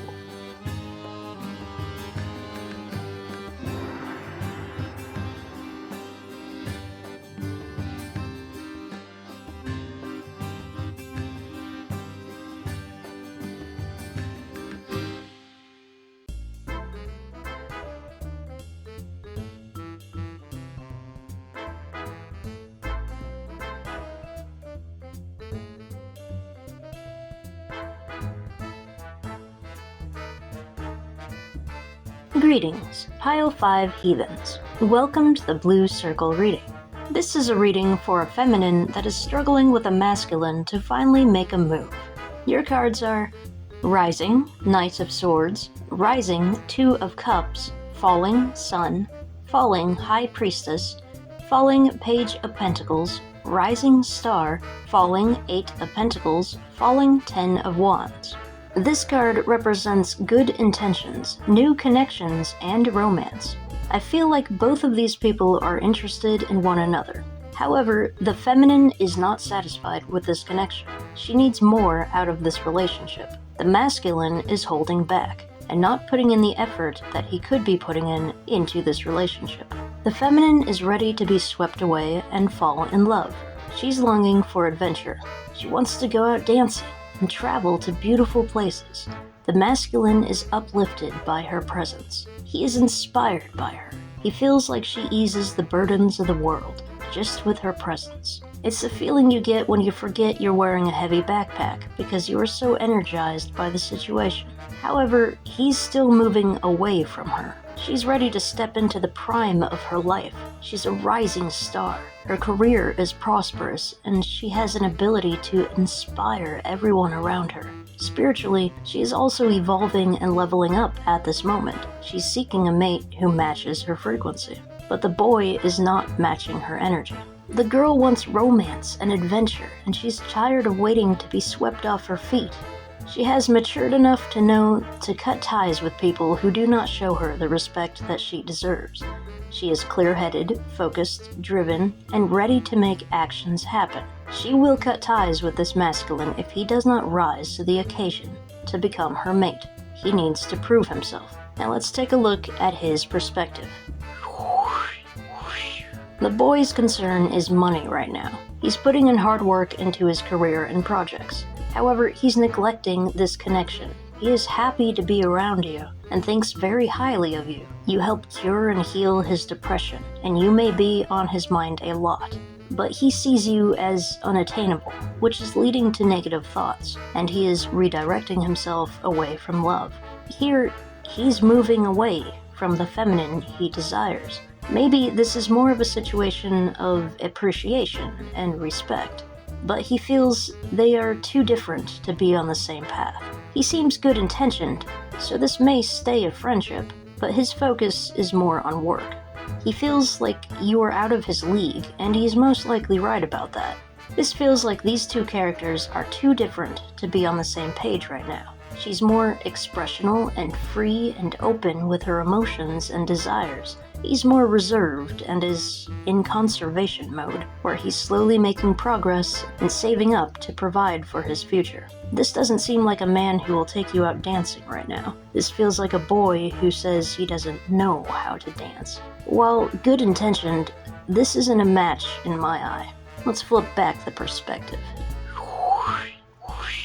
This could be just a case of a guy waiting for the right moment to offer something to the girl. This is a physical card. It could be a gift or a special occasion, because he does have good intentions. He could just be working behind the scenes to make things happen. But to the girl, it feels like she's been abandoned, like she's waiting a little too long, and she is ready to move on. She doesn't see the work behind the scenes. She's not expecting a gift. She sees the masculine moving away from her. She feels disconnected. So, my advice to a masculine who actually wants to keep this relationship is to not focus on gifts at this time. Focus on emotions. Just be there for her. You may be someone who likes showing your love and devotion by buying jewelry or flowers, but you are financially restrained right now. This would be a message from the universe to start expressing yourself emotionally. While she may like and appreciate the gifts, what she needs and wants right now is just for you to be there. You need to show up and just be around her. Prove to her you care, without the jewelry or the flowers. Because a girl is only going to wear a piece of jewelry if she feels it has a deep emotional meaning to represent all the good memories that she already and is currently having with you. And my advice for the feminine, who actually wants to keep this relationship, who feels like he could be the man she needs but is concerned with why he is withdrawing right now, is to be completely direct and honest with him. Talk to him. Don't be subtle. Be bold and blunt. And tell him exactly how you feel, and ask him if he really wants to be your mate. Tell him how the delays and withdrawals feel, and tell him what you need out of the relationship. Get him to open up and talk about what he really thinks and feels about this connection. And remember, you can't keep waiting. Girls have a tendency to hold on too long to relationships that they hope will one day change. Think of the future version of yourself, and if you would tolerate this behavior 7 years from now. Think of the past version of yourself, and all the time you spent tolerating other relationships. Both of you at least try to have that conversation before you decide to move on from this relationship, because there is something here. But in order for this to work, both of you need to be on the same page. This is not the time for subtle hints and secret surprises. Talk to each other.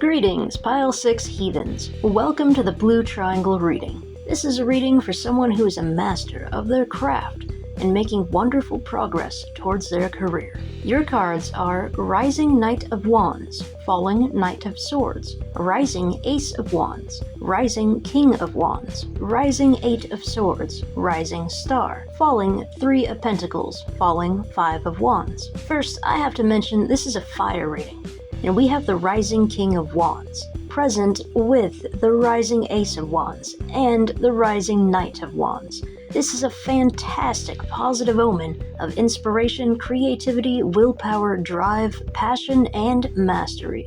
Good job! You have leveled up and stepped into your leadership mode. With the star present here, you're going to be the type of leader that leads through inspiration and motivation. People will look up to you. This is also a fantastic sign for your career that you are literally becoming a rising star. You are doing something that will give you fame and recognition. You are beginning to create your legacy. You are stepping into your full power and entering your prime in life. You are making fast movements towards your success.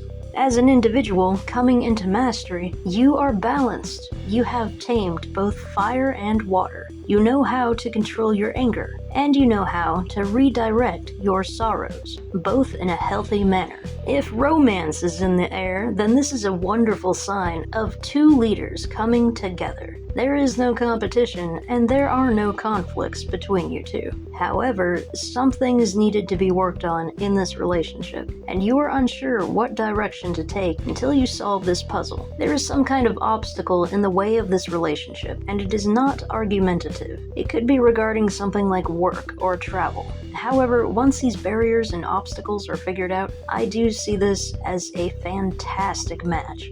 There is passion. Both of you inspire each other. And when the obstacles are resolved, I see drive and motivation to make the effort for this relationship. This could be a scenario where the guy is interested and ready to put forth the effort, but the girl can't travel at the moment and is tied up with responsibilities at this time. There could be something regarding work here, where they don't want to let people down in their career. However, the feminine is receptive to love, and the masculine is more than willing to put in the effort to travel to her. So that's romance. Let's get back to career.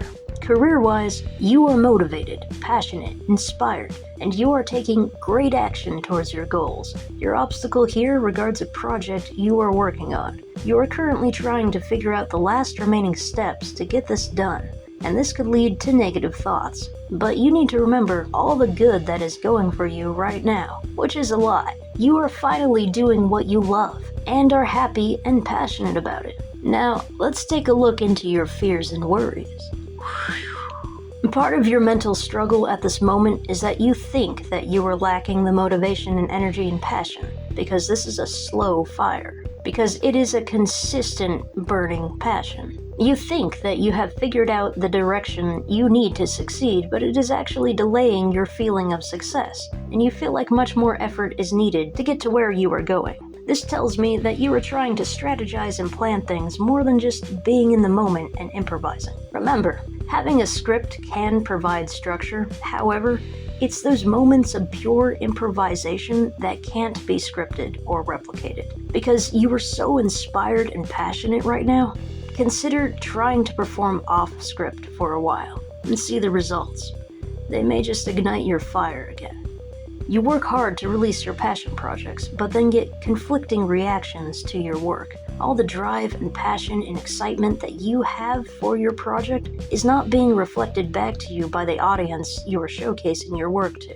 And this leaves you feeling like, well, what's the point? If they're just going to dislike this for whatever selfish, unjustified reason they have to be mean like that, then why work on anything for their benefit? What's the point if your current audience doesn't appreciate or respect all the work you're doing to improve society, and by extension, them? Your message here is to keep going, that whatever you do is always going to gather unjustified hate. Know that haters truly just hate themselves, and that's why they keep lashing out at everything and everyone around them, because their survival mechanism doesn't allow them to actually look at themselves in the mirror.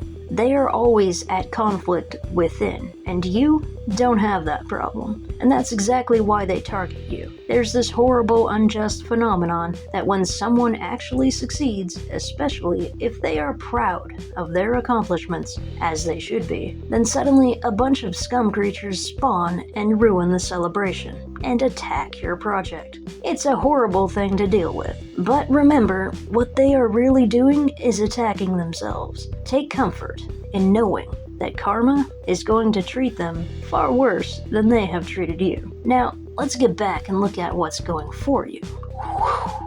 As the cards are originally laid out, you don't really have any competition in your field. You are unique, talented, and are destined to succeed. You just gotta remove some mental blocks and negative thoughts, because I feel like you're not really used to succeeding yet. However, just look at yourself. You're beautiful. You're powerful. You are passionate. And you are driven. Nothing is going to stop you. Certainly not some haters that you're never going to remember. The audience that deserves you will gather to you in time. If they're on the same frequency, they'll appreciate your time and effort even more than you do. You have the chance and opportunity here to change lives and perspectives, and your real audience will greatly appreciate that. So if you're holding on to your projects out of fear that they'll be met with conflict, the fear is stronger than the minor conflict that you may or may not receive. Remember, this is a conflict card, so this can represent some of your audience actually standing up for you, or maybe the majority of your audience, at least the audience that you deserve, and who deserve you. This could also mean that you are stressed about not releasing a project when you want to release it, because you don't want to let down your current audience. You are worried that they might not wait around. But something tells me that your audience is patient and understanding, despite your fears. Your advice is to put in the time and effort your project deserves, to get it to completion before you put it under the spotlight. You desire to put out more content for your audience, but your audience will value substance over speed every time. You don't want a fast-paced audience anyway. Take your time and do it right, and release it when it's truly done and ready to be released. Professionally, I would avoid publicly promising actual dates and times and give more of a rough estimate on a project completion, because you never know what will delay your projects, and you cannot predict this at this time. Behind the scenes, I would recommend you set yourself a private completion goal and then a backup goal. For example, if you want to release something by a Wednesday, also give yourself the flexibility privately that if the goal is not met, that it should be done by Saturday. And even if you don't make it on Saturday, don't beat yourself up for not meeting your deadlines. You are putting in the work and effort, and your desire is to deliver a work of art, a real masterpiece, something with substance. And substance takes time. Something with weight and value always takes more time than we think it does. But professionally, don't announce the day or week. Always go with a bulky estimate, like a month or a season. That gives you more flexibility and decreases your performance stress, and that also comforts your audience. Your advice is to work on what you are passionate on at this moment. You may start your day in writing mode, and then shift into recording mode, and then shift into play mode. Instead of going from step 1 to step 2 to step 3, give yourself permission to start at step 7, and then work on step 3, and then finish step 9. Put your energy into what resonates the most for you creatively at this time. Stop strategizing and making plans. Just go with the energy at the moment and just do. If you're feeling sad, work on something sad. If you're feeling happy, work on something happy. Never force yourself into an energy that you do not match at that time. If you do, you will burn yourself out, get stressed, feel overwhelmed, and you will feel overburdened by your responsibilities. Remember, this is your passion project. It is supposed to feel fun. Make it fun, and you'll work even harder at it. And that will reflect in your performance, which your audience will always pick up on. Believe in yourself, because you got this, and nothing is going to stop you. Not even you.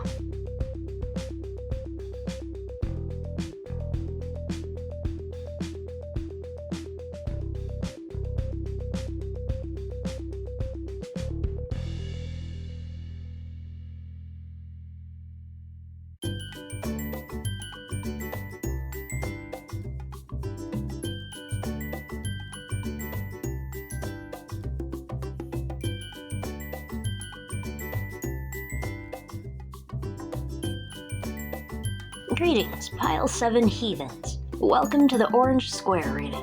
This reading is for someone who had a difficult childhood and who felt outcasted and unappreciated their entire life. Your cards are Falling Hermit, Rising Ace of Cups, Falling 9 of Cups, Falling Magician, Falling 6 of Cups, Falling Empress, Rising Hanged Man, Rising King of Wands. People never really appreciated you. You had a rough life full of neglect and abuse. The only people around you were selfish and manipulative. No one had compassion. And the people who should have been there for you in your desperate times of need were never there. No one said sorry. You never got an apology, and never a real one. And no one felt bad for their actions. You were isolated and outcast from every group or social situation. The purpose behind all of this was to transform you into the best version of yourself. You took the hard path in life so you could level up quickly and learn how to put yourself first and stand up for your own needs. You met manipulators who taught you how to manipulate, and now you can manipulate the manipulators. You met selfish people who taught you how to be selfish, and now you have strong boundaries and high standards. You have gone through a variety of experiences that altered your perspective of life. You got to see through the eyes of people who are very different from you, and you gained all the knowledge you needed on your journey to advance your soul to the next level. This is you. You have become a master. You have talents and ambitions and a creative drive, with a strong willpower to succeed. This is a new era for you, full of prosperity and abundance, where you will finally meet people who see you eye to eye, who fill your cup with happiness and provide emotional satisfaction. You will meet people who will see how beautiful you really are. You have spent a long time offering your time and resources and your energy for other people's happiness, but you never got the same in return. Now, you confidently put yourself first, and you only give out your energy to people who really appreciate and reciprocate it. This is you finally leaving your cavern of sorrows to embark on your new journey of social interaction. You are on the verge of not being lonely anymore. You learned everything you needed to learn with your struggles to become the person you needed to be. You saw various examples of humanity, of what not to be, and how not to behave. Your message is to keep being excellent, to keep yourself in high standards. Do not ever behave like the ones that have abandoned you, manipulated you, took advantage of you, or were toxic to you. I'm talking about subtle things like littering or smoking or saying bad words. Don't let their existence provide an excuse for you to engage in such lowly behaviors. You know you are better than this. And if you want to attract the best, you need to be your best. When we reverse this, we get to see the perspective of the ones who disregarded you. They thought of themselves as the best that could be. These all represent mothers, fathers, friends, cousins, co-workers, lovers. No one had the right perspective of you.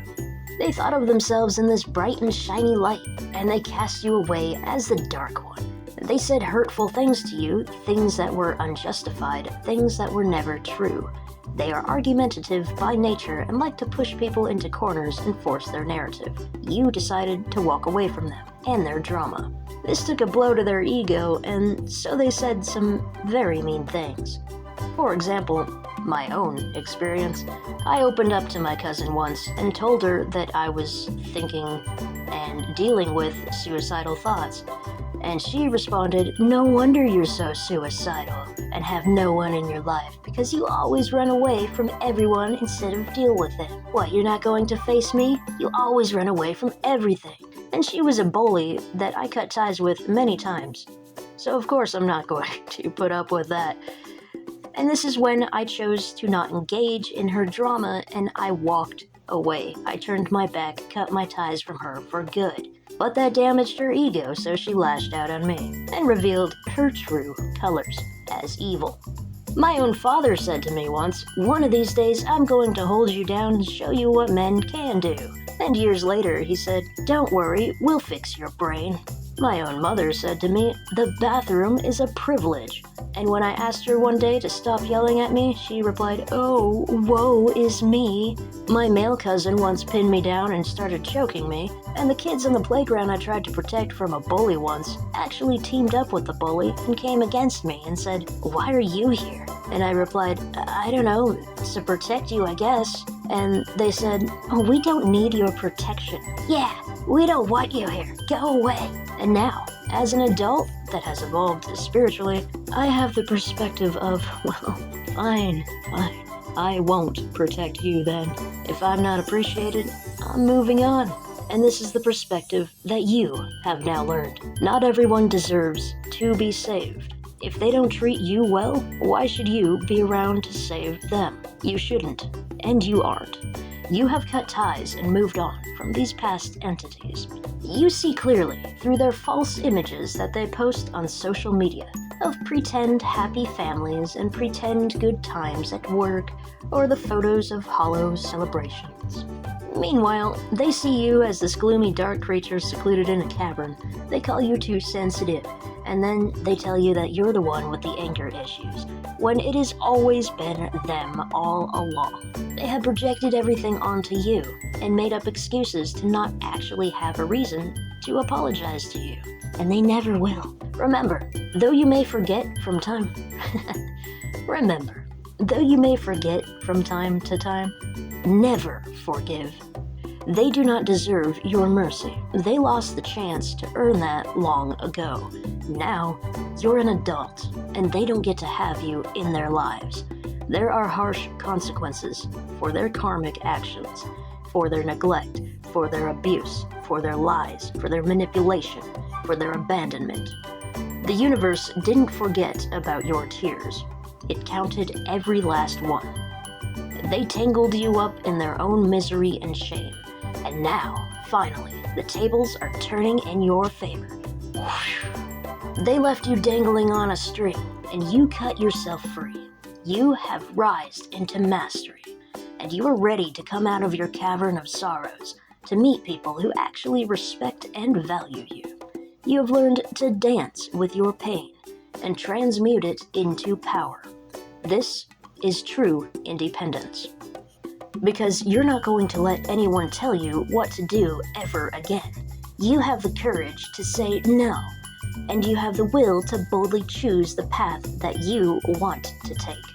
You were denied a childhood, but now as an adult, you decide when you want to sleep, when you want to wake up, you decide when you want to play a video game. And because you're an adult, you can also make playing video games profitable. You have a great desire and ambition to succeed, because you were not given a solid foundation to launch off of. You were denied games as a child, so allow yourself to play now.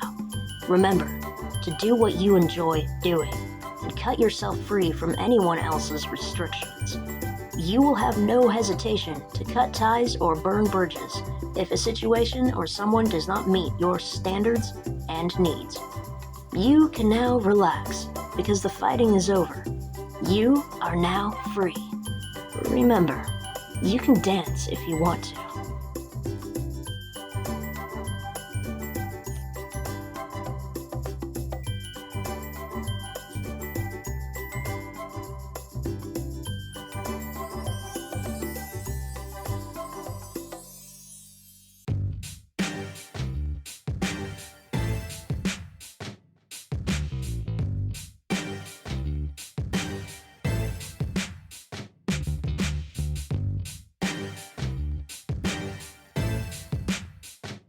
Greetings, Pile 8 heathens. Welcome to the Orange Heart reading. This is a reading for someone dealing with a toxic, jealous, materialistic, backstabbing, selfish, immature, childish hater.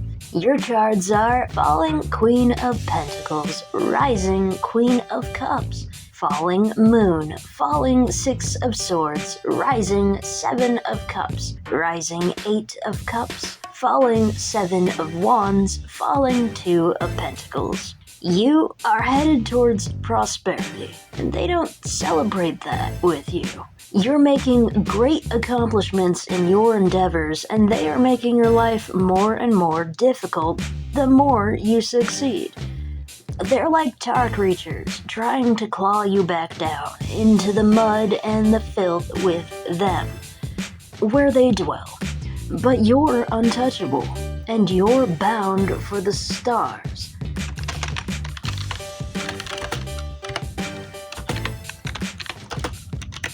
Hey, this is Editing Jester here, and something quite peculiar happened while I was editing this particular tar creature segment. All I did was drop their Y positions so they would start falling off screen, and I added a camera shake to both cards. Then, there was this glitch where the rising Queen of Cups on the left took the image of the falling Queen of Pentacles in the center, only when I would scroll manually back and forth. When playing normally, she was just fine, and I couldn't figure out how this happened. This seems to be a visual glitch in the editing program itself, and it should not be seen in the final piece even if slowed down and paused. I was going to try to make a copy and slow this down to see if it would be affected, but when I tried to copy this to slow down the segment for further review, the copied version did not contain the same glitch. It's like trying to convince someone of something, but no one sees it when you finally speak about it. It's like gathering a bunch of evidence on someone, and then when you showcase it, all the evidence has mysteriously been changed, and it makes you, the victim, look like the insane one. When the mentality of the falling Queen of Pentacles is actually the insane one, for her unjust targeting of you and your purity of heart and mind, she naturally makes you, the Queen of Cups, look like the insane one. You've most likely been called an over-emotional wreck when you were the only one in the situation that was level-headed. I tried deleting the camera shake effect, and when I did that, there was no image transference when falling. However, when I reapplied the camera shake effect, the Queen of Cups was overwritten with the image of the Queen of Pentacles again. When I blinded the visual track of the Queen of Pentacles, the Queen of Cups was just fine. But when I made her visible again, the Queen of Pentacles immediately tried to overwrite the image of the Queen of Cups again. Technically, this is bizarre.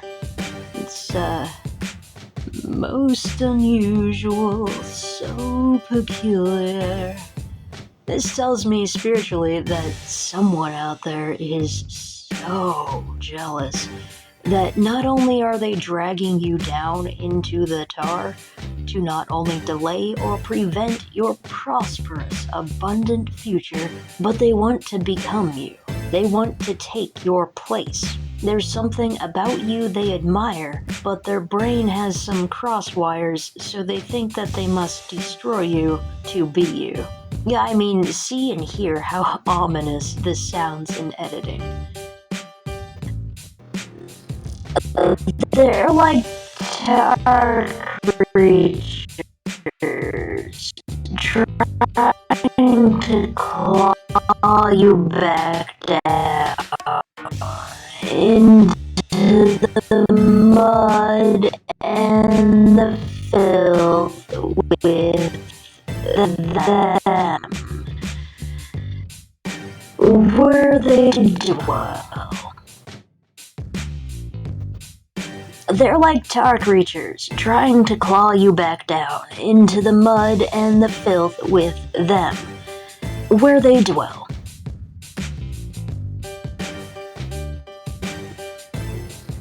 They're like tar creatures trying to claw you back down into the mud and the filth with them, where they dwell. Even when I was writing this part of the script, my finger kept slipping down from the period to the Alt button, which essentially stops me from being able to write. Check this out.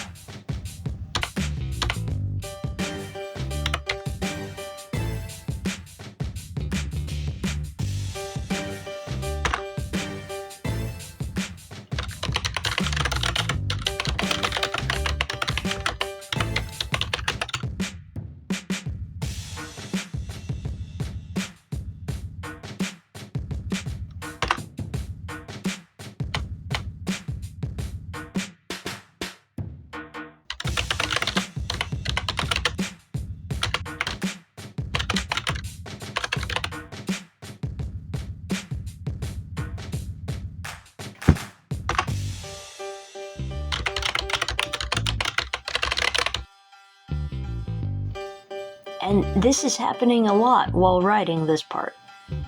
Well, it was till I got back control and started writing a whole lot more.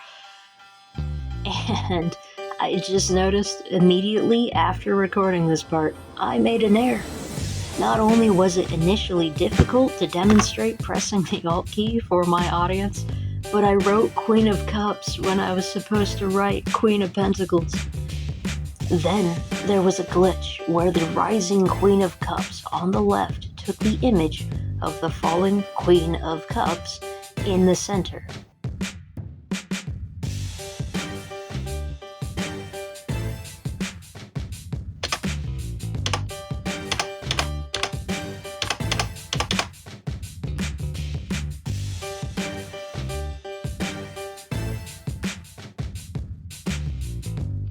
Then there was a glitch where the rising Queen of Cups on the left took the image of the falling Queen of Pentacles in the center. This is heavy energy, and I personally have been feeling these types of spiritual distortions my entire life. This tells me this is some kind of spiritual entity, something powerful enough to cause distortions and manipulations, but not powerful enough to destroy your freedom of will and willpower. She's targeting the Queen of Cups, so it's your heart center, your heart chakra. Your heart is too great to ever be contained or captured or diminished. That's why this heartless creature is doing everything else to contain you. They are threatened by your heart, and self-love is the only thing that protects you from spiritual attacks, even physical spiritual attacks from spiritual entities. I'll do a whole video on that later. I've got plenty of experience, but just for the summary version, just focus on self-love and listen to music if you're struggling right now. Think of yourself like the child you are supposed to protect. Then you'll actually protect yourself. And all you need is your heart. There's a reason I decided to associate this number with the orange heart and make this reading number 8. This was technically the 8th reading I did, but I was tempted to call it number 7 because it has 2 7 cards in it. I would have even associated this jealous reading with the green star or the green rhombus because green and jealousy go together well, but I didn't because I got orbs. The orbs took away the green cards, so I was left with orange, the color of the dress of the Queen of Hearts for the 8th reading, and with 8, it symbolizes infinity, and it's the power of our hearts that will protect us into infinity. We must ask ourselves why we are all sinking. Why are we all single? Something is attacking our hearts. Something is threatened by love. Because nothing stops love. This is also the reason that out of all of my videos, my first dislikes that I ever received was associated with red hearts. And more dislikes piled up specifically on the red hearts.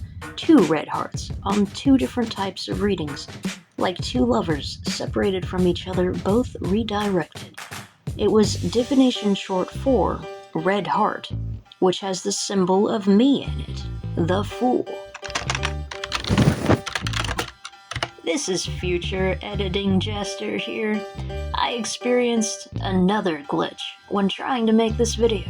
This is a large project, so apparently random glitches and errors might manifest if it's overly complicated. However, this DaVinci Resolve glitch happened specifically when I was talking about red hearts, symbolizing love, and referring to myself, the Jester. This is the first time this has ever happened to me in DaVinci Resolve, where I can no longer drag and drop my media into the project from the Windows Explorer. I just dragged in the red hearts just a couple seconds ago. And then I listened to my audio segment. It was divination short for red heart, which has the symbol of me in it, the Fool.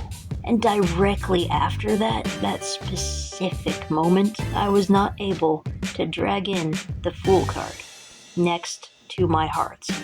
So, yeah, Major confirmation I'm being under some heavy spiritual attack right now. Well, this feels like some evil entity cursed me a long time ago, way before I was even born.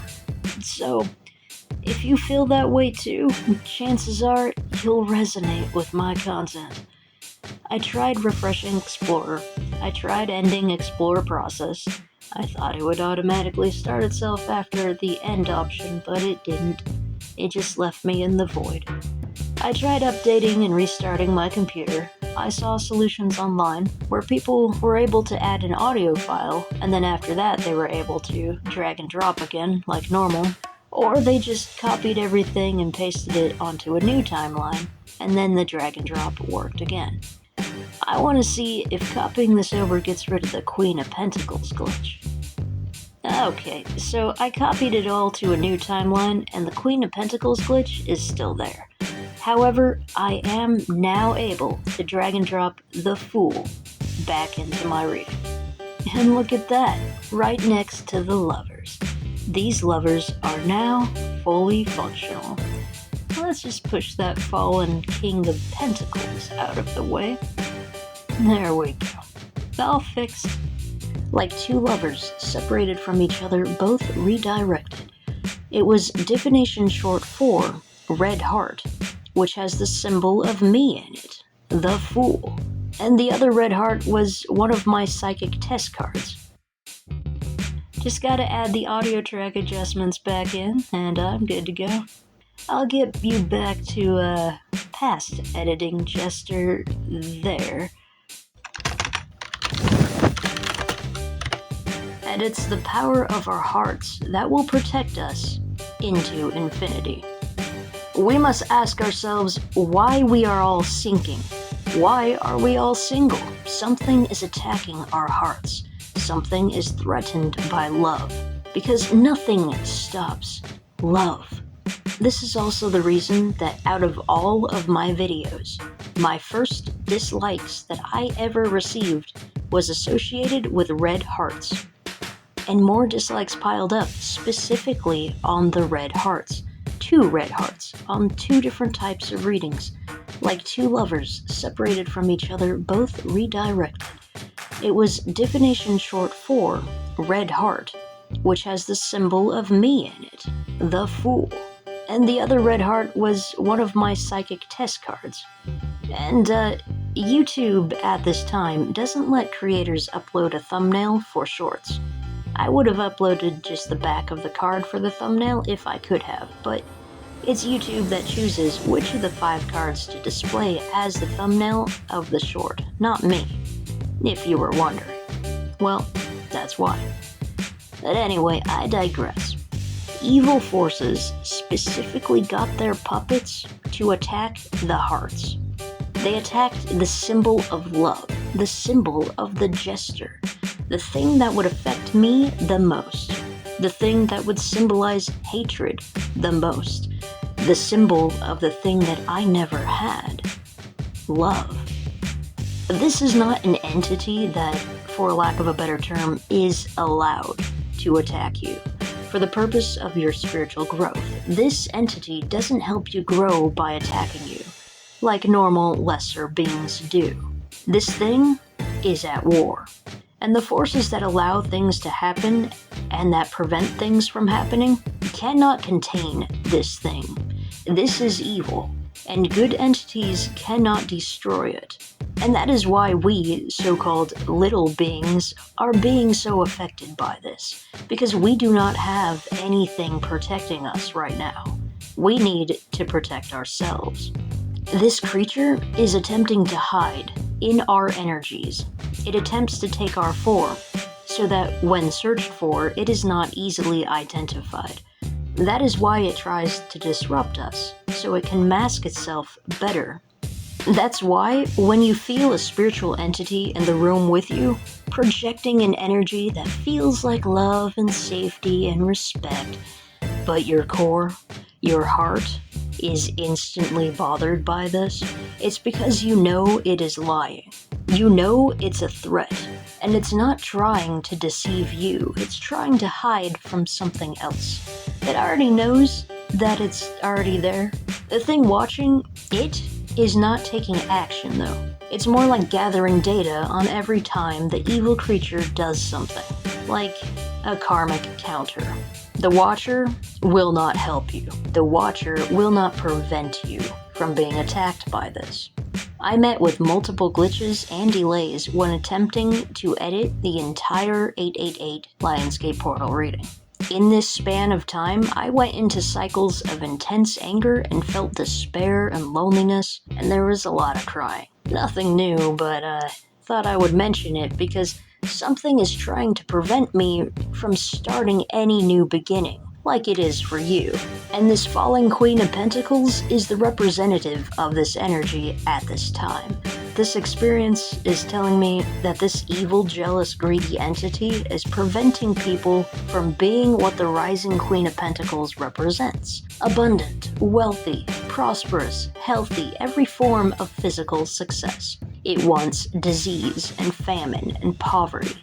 It even distorts our minds to make us reject healthy food, go on diets that starve us, and view money as evil when it opens so many doors and opportunities for good once we have it. This is a major ongoing thing that is present throughout every generation, and I'm pretty sure everyone can feel this in some extent. This is an evil entity engaged in spiritual war with everyone good.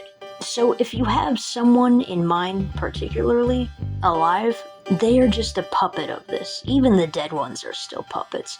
They are shallow and corrupted. This entity can only puppeteer people who are at a similar frequency. So people struggling with jealous thoughts are going to have intensified jealous thoughts at this time. Greedy ones are gonna be even greedier. Instead of honoring and respecting actual real beauty in this world, this entity lashes out at everything it finds to be decent and beautiful and amazing, and it paints itself a facade, something fake that it can't naturally manifest as.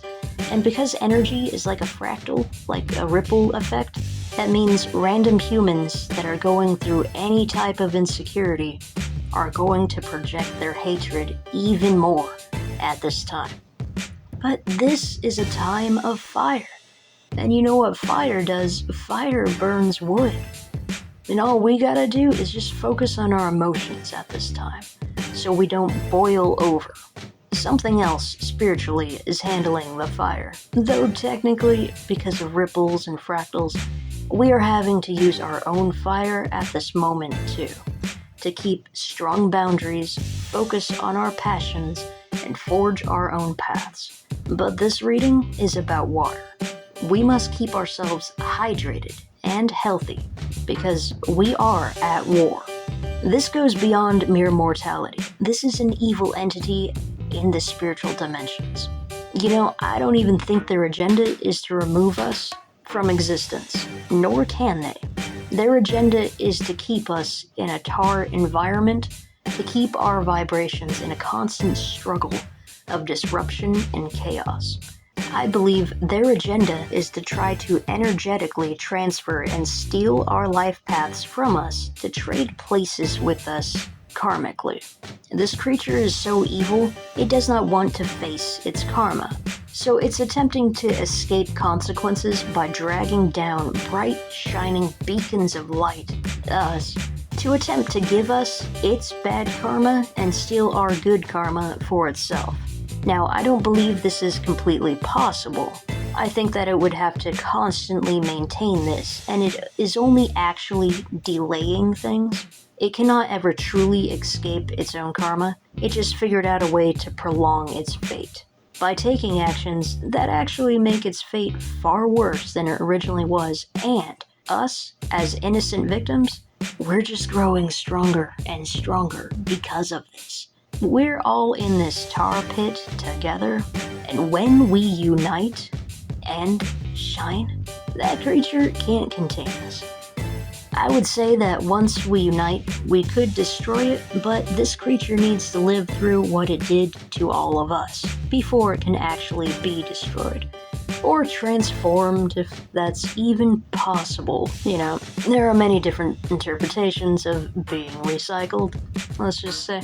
It's on a scale that's too big for human minds to fully comprehend, but that's the gist of it. A powerful evil force is everywhere, trying to trade places with us.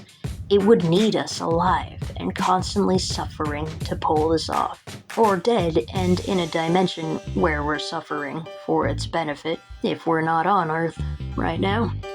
This is like a sci-fi movie where all the crew of a spaceship are taken over by organic technical devices that are attached to the back of people's necks, and all the minds of the crew are hooked up to some kind of matrix-like device so they can become puppets of their new alien masters, and their life force also gives some alien creature all of its powers, but then all the innocent people start waking up and take back the ship, and they cut off these control devices on their necks, and there are no more puppets, which diminishes the creature's control and powers enough to be destroyed. That's exactly what's going on. A technique that this evil entity uses to do bad and escape karmic consequences is the classic devil mythology of just making a suggestion. It can't make bad suggestions to good people, because good people will naturally reject that. So these demonic minions float around and put in negative thoughts into bad people's heads, and then it's that individual bad person who willingly chooses to act. They're not possessed. They were convinced and influenced to carry out the evil agenda at their own will. This manifests in everyday life as bullying and violence and theft and interferences. Ultimately, karma will still get to the evil influencers, but a lot of it falls upon the puppet for their will to go along with the negative thought and not rebel against it. If you were wondering why life is so hard and why you would ever agree to be on a planet like this, maybe taking down this entity was reason enough for all of us to come here. To be under its control and hack back the Matrix from the inside, like a jester does dancing in the corrupted courts of queens and kings. You know, most powerful things can't be taken down from the outside. It's always an inside job. Planet Earth is an inside job. Planet Earth is an inside job. But anyway, let's get more down to Earth and get back to the puppets of this evil being, the creatures we have to deal with, known as humans. These tower creatures could be your co-workers, your cousins, your mothers, your grandmas. It could take the form of your neighbor walking their idiotic dog, and you're all nice to them and you say, "Good morning," and they turn their head away from you, physically turn their back to you, and they pretend you don't exist. And that is the real reason you choose to walk alone at night, to avoid the mean day creatures. Anyway, let's take a look at their perspectives, shall we? They're like tar creatures, trying to claw you back down into the mud and the filth with them, where they dwell. But you're untouchable, and you're bound for the stars. Let's take a look at their perspective, shall we? They think of themselves as accomplished and rather fancy, and they think of you, or rather what they want to think of you, as an over-emotional wreck that has no direction in your life. They are believing an illusion that they made up themselves, that only they can provide this boat of guidance and safety for you, because they think you don't know where you are going, and that nothing will ever work out for you. And, like the toxic bully that they are, they give you a choice. Take my way or the highway. They basically only pretend that their option is the best option, and they lash out at you viciously if you choose otherwise, the moment you stand up for yourself and decide to go in your own direction. Suddenly, they hate you for that. You are most likely in some kind of toxic living or work situation with this person. They have some kind of constant interaction with you, even if you have emotionally distanced yourself from them and have cut your ties and burned your bridges. What little opportunity for control this person has, they will take and make anything and everything toxic. They are actively on a quest to sink you down to their level by making you feel despair and loneliness, by sabotaging every attempt you make to get away, and ultimately ruin all the chances you have in life to branch out away from them. And they're gonna complain about how you haven't branched out already, but they're the ones keeping you stuck. And they're only nice to you when you obey. Alright, that's enough about them. Let's take a look back at you now, shall we? Whoosh. You are completely aware this person is toxic, and you have done all that you can to get as far away from them as possible at this moment in time. You are tired of dealing with them, and you know that anything they offer is tainted and poisoned. You see right through their deception, their facade, their lies. You see the real them that they think they are still hiding from you. You are going through turbulent emotions at this time, but you are putting on your best face and getting through it. Jealous people want a reaction because they feed off misery. For some reason, that makes them prideful, like they accomplished something with their sad little lives. For some reason, your advice is to not give them a reaction. And when they lash out and try to get your emotions turbulent again to delay your progress, remember the quickest way for you to win this battle is by not playing their game at all. You have so much better things to do than waste your time with the likes of them.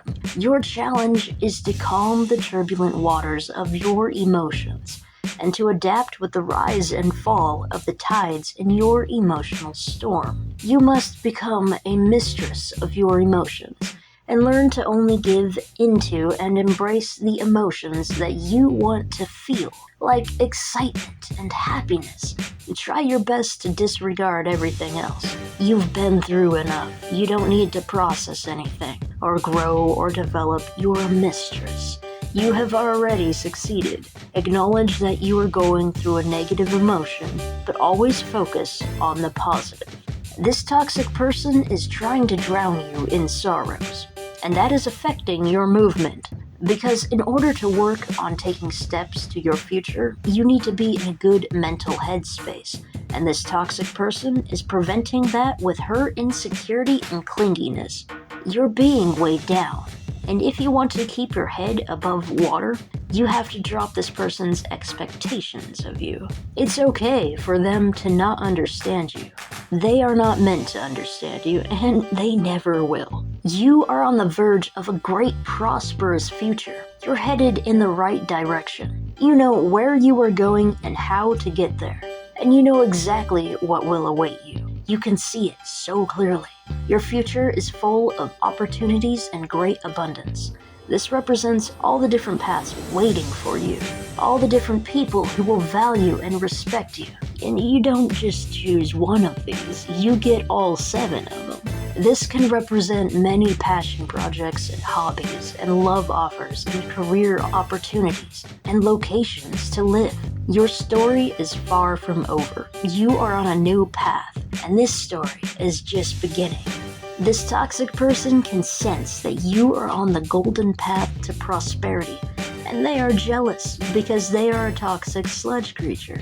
These types of people, they don't understand that the universe is abundant, and anyone can advance and have great opportunities.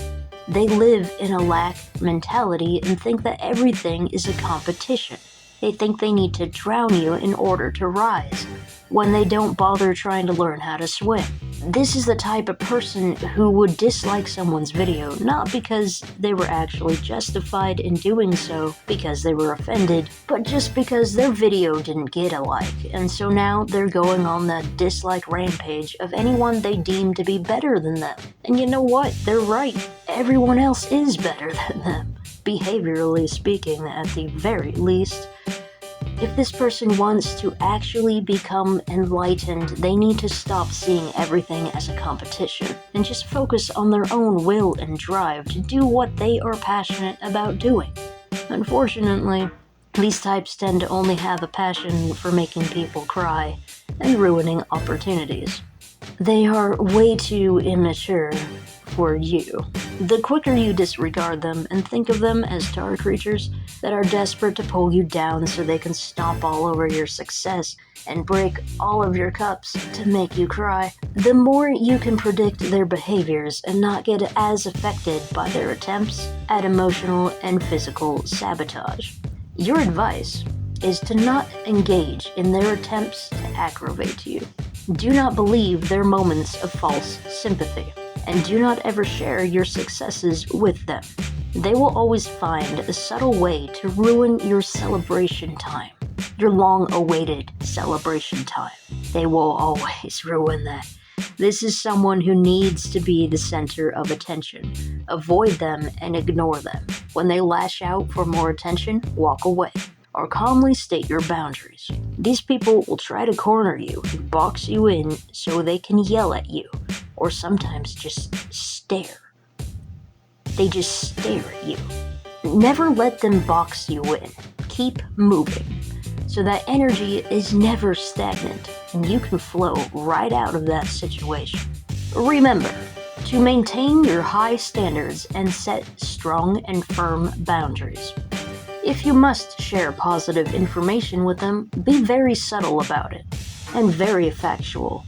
Instead of telling them how excited you are about this new opportunity or this new success, share only what is necessary with them to survive. Like, for example, if you are living with them and they are your financial provider, do not tell them how excited you are for a new career change and how happy you are to accomplish each stage of the process. Instead, be flat and emotionless and tell them you are working hard and making good progress. Don't ever share your positive emotions, or they will immediately bring you down into sadness by disregarding your successes, questioning your endeavors, and staring while making disapproving noises. They're very annoying. They probably dangle money to control you, and you probably rely on their support. They are misusing the financial power that they have over you.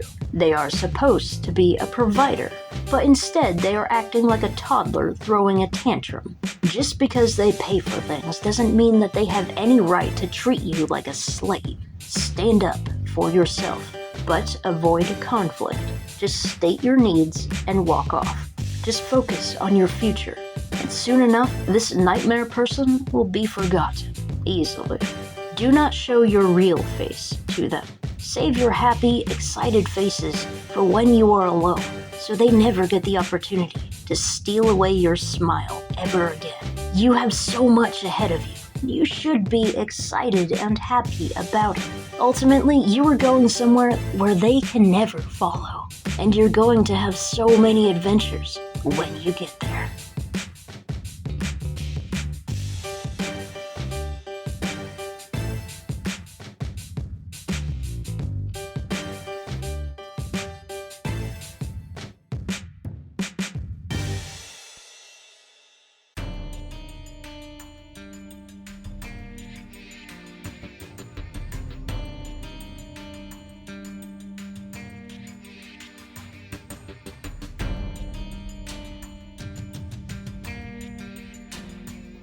Greetings, twice-drawn heathens. Welcome to the collective Twice-Drawn Reading. This is a collective reading for the energies surrounding the 888 Lionsgate portal. All of these cards came out twice. The sideways cards came out once in rising energy and once in falling energy. The other cards came out in the same position they are now. Your cards are Stable, Ace of Swords, Stable, Ace of Cups, Stable, 2 of Cups, Stable, 8 of Pentacles, Stable, 10 of Swords, Rising, Ace of Wands, Rising, Knight of Pentacles, Rising, Death, Rising, Star, Rising, 8 of Cups, Falling, 2 of Pentacles, Falling, Moon. Stable cards represent both sides of the cards. You have both truth and deception, both mental clarity and mental fog. You are both happy and sad. feeling full and hopeful and feeling empty and devastated. You match people's frequencies completely, and you see eye to eye with them. And you are a mismatch to people's frequencies, and they never see the real you. You are putting many hours into your work, your projects, or your situation. You feel like you are slacking, and things aren't getting done, and things are piling up. You have been severely wounded by a pain that disrupts everything in your life. You are healing from your wounds, and pains, and tragedies, and the effects of karma are now in place. Now, let's flip things over to see the situation. It is an illusion that you can juggle everything on your plate. If you do, you will fail your projects if you take on everything at once. Then you will experience burnout, and you will become stuck. You will then feel like this is a never-ending repetitive mundane nightmare of work, sleep, eat, repeat. You will lose your inspiration and feel like you are failing at your dreams, all because of the illusion that you feel like you can handle a large workload at this time. If you want clarity of mind, mental fulfillment, the opportunity to have good social interactions, and to make progress on your work, heal from your past traumas, and rekindle your flame, you need to decrease your workload. Let's flip this around again. Now, this is what you got. This is a spark that ignites your passions, your drive, your creativity. It means that you have the inspiration and energy to start a new project, to begin a new adventure, guided by wherever your will takes you. Your inspiration started from not being satisfied by your current environment. For example, you did not see the entertainment you needed, so you decided to create entertainment yourself. You were on the path towards a grand adventure, and you were leaving behind everything and everyone that did not harmonize with you and your dreams. You will not tolerate anything of lesser quality than you have in your mind, and you are on the path to get to better places and to create better things. However, there is a lot of work on your plate, and despite your ambition and drive to succeed and to handle things, you need to decrease your workload. Both of these projects will not meet your decided deadline. You will need to decide which one to focus on and do the other one later. In a general sense, for your situation, you need to decide which ball to catch and tend to, and which ball to drop and let fall away from you. You cannot juggle both, or all of your responsibilities and tasks at this time. You need to move slow with your endeavors. Slow and steady movement provides the opportunity to fortify and solidify a strong and reliable foundation for you to further build upon. Doing a little bit is still doing something, and if you maintain a steady pace, you can keep that spark of inspiration without being burned out by your responsibilities. You are leveling up and rising into a position of recognition and inspiration. You have become an inspirational leader of your craft, and you will continue to do wonderful and magical things. You are taking center stage and making your performance. You have gone through enough in life to understand deceit and trickery, and now you can easily detect lies and see through illusions. You are walking alone on a dark path, but you are familiar with the road, and you know exactly what obstacles are in the way, how to navigate around those obstacles with ease, and which direction to go in, to go where you want to go. You are your own guiding light, and you are destined to become a guiding light for others. This is your time to rise like the shining star you are. Death represents a final end to your struggles. Death is the end of a cycle, and an omen for new beginnings. It is also a karma card. Death has finally come to collect. Those who have wronged you will face judgment and experience karma for their crimes against you. Death is here to say, don't worry about it. It'll be taken care of. You go on and go have your stardom. This is a fantastic reading for the collective. Many people are finding that spark and passion for life again. This is the end of a long and difficult struggle, and we are on the path to new and better things.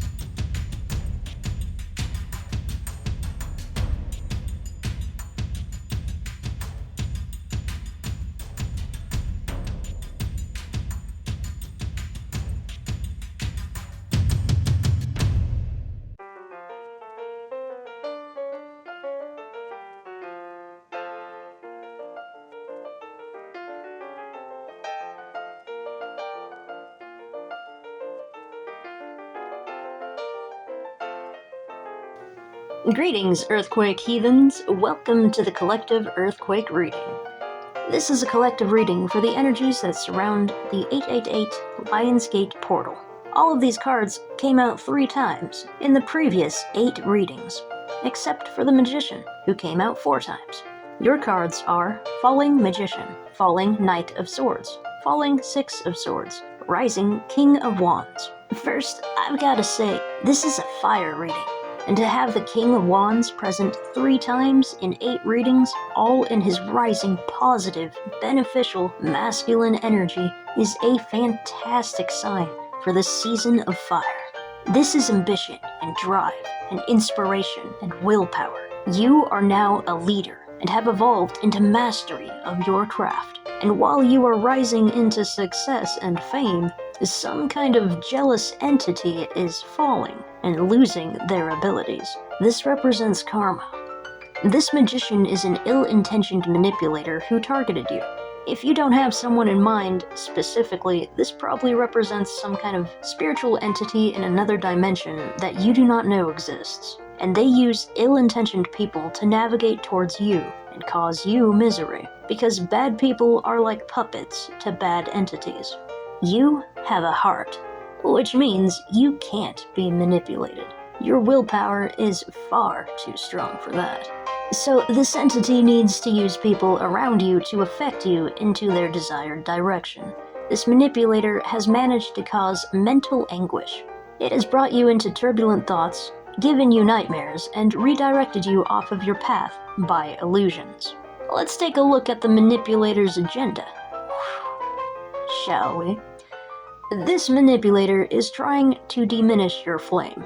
They want to redirect you off your path with obstacles and illusions. They are creating mental disruptions that impact your decisions. They are also sending people your way to try to smother your spark.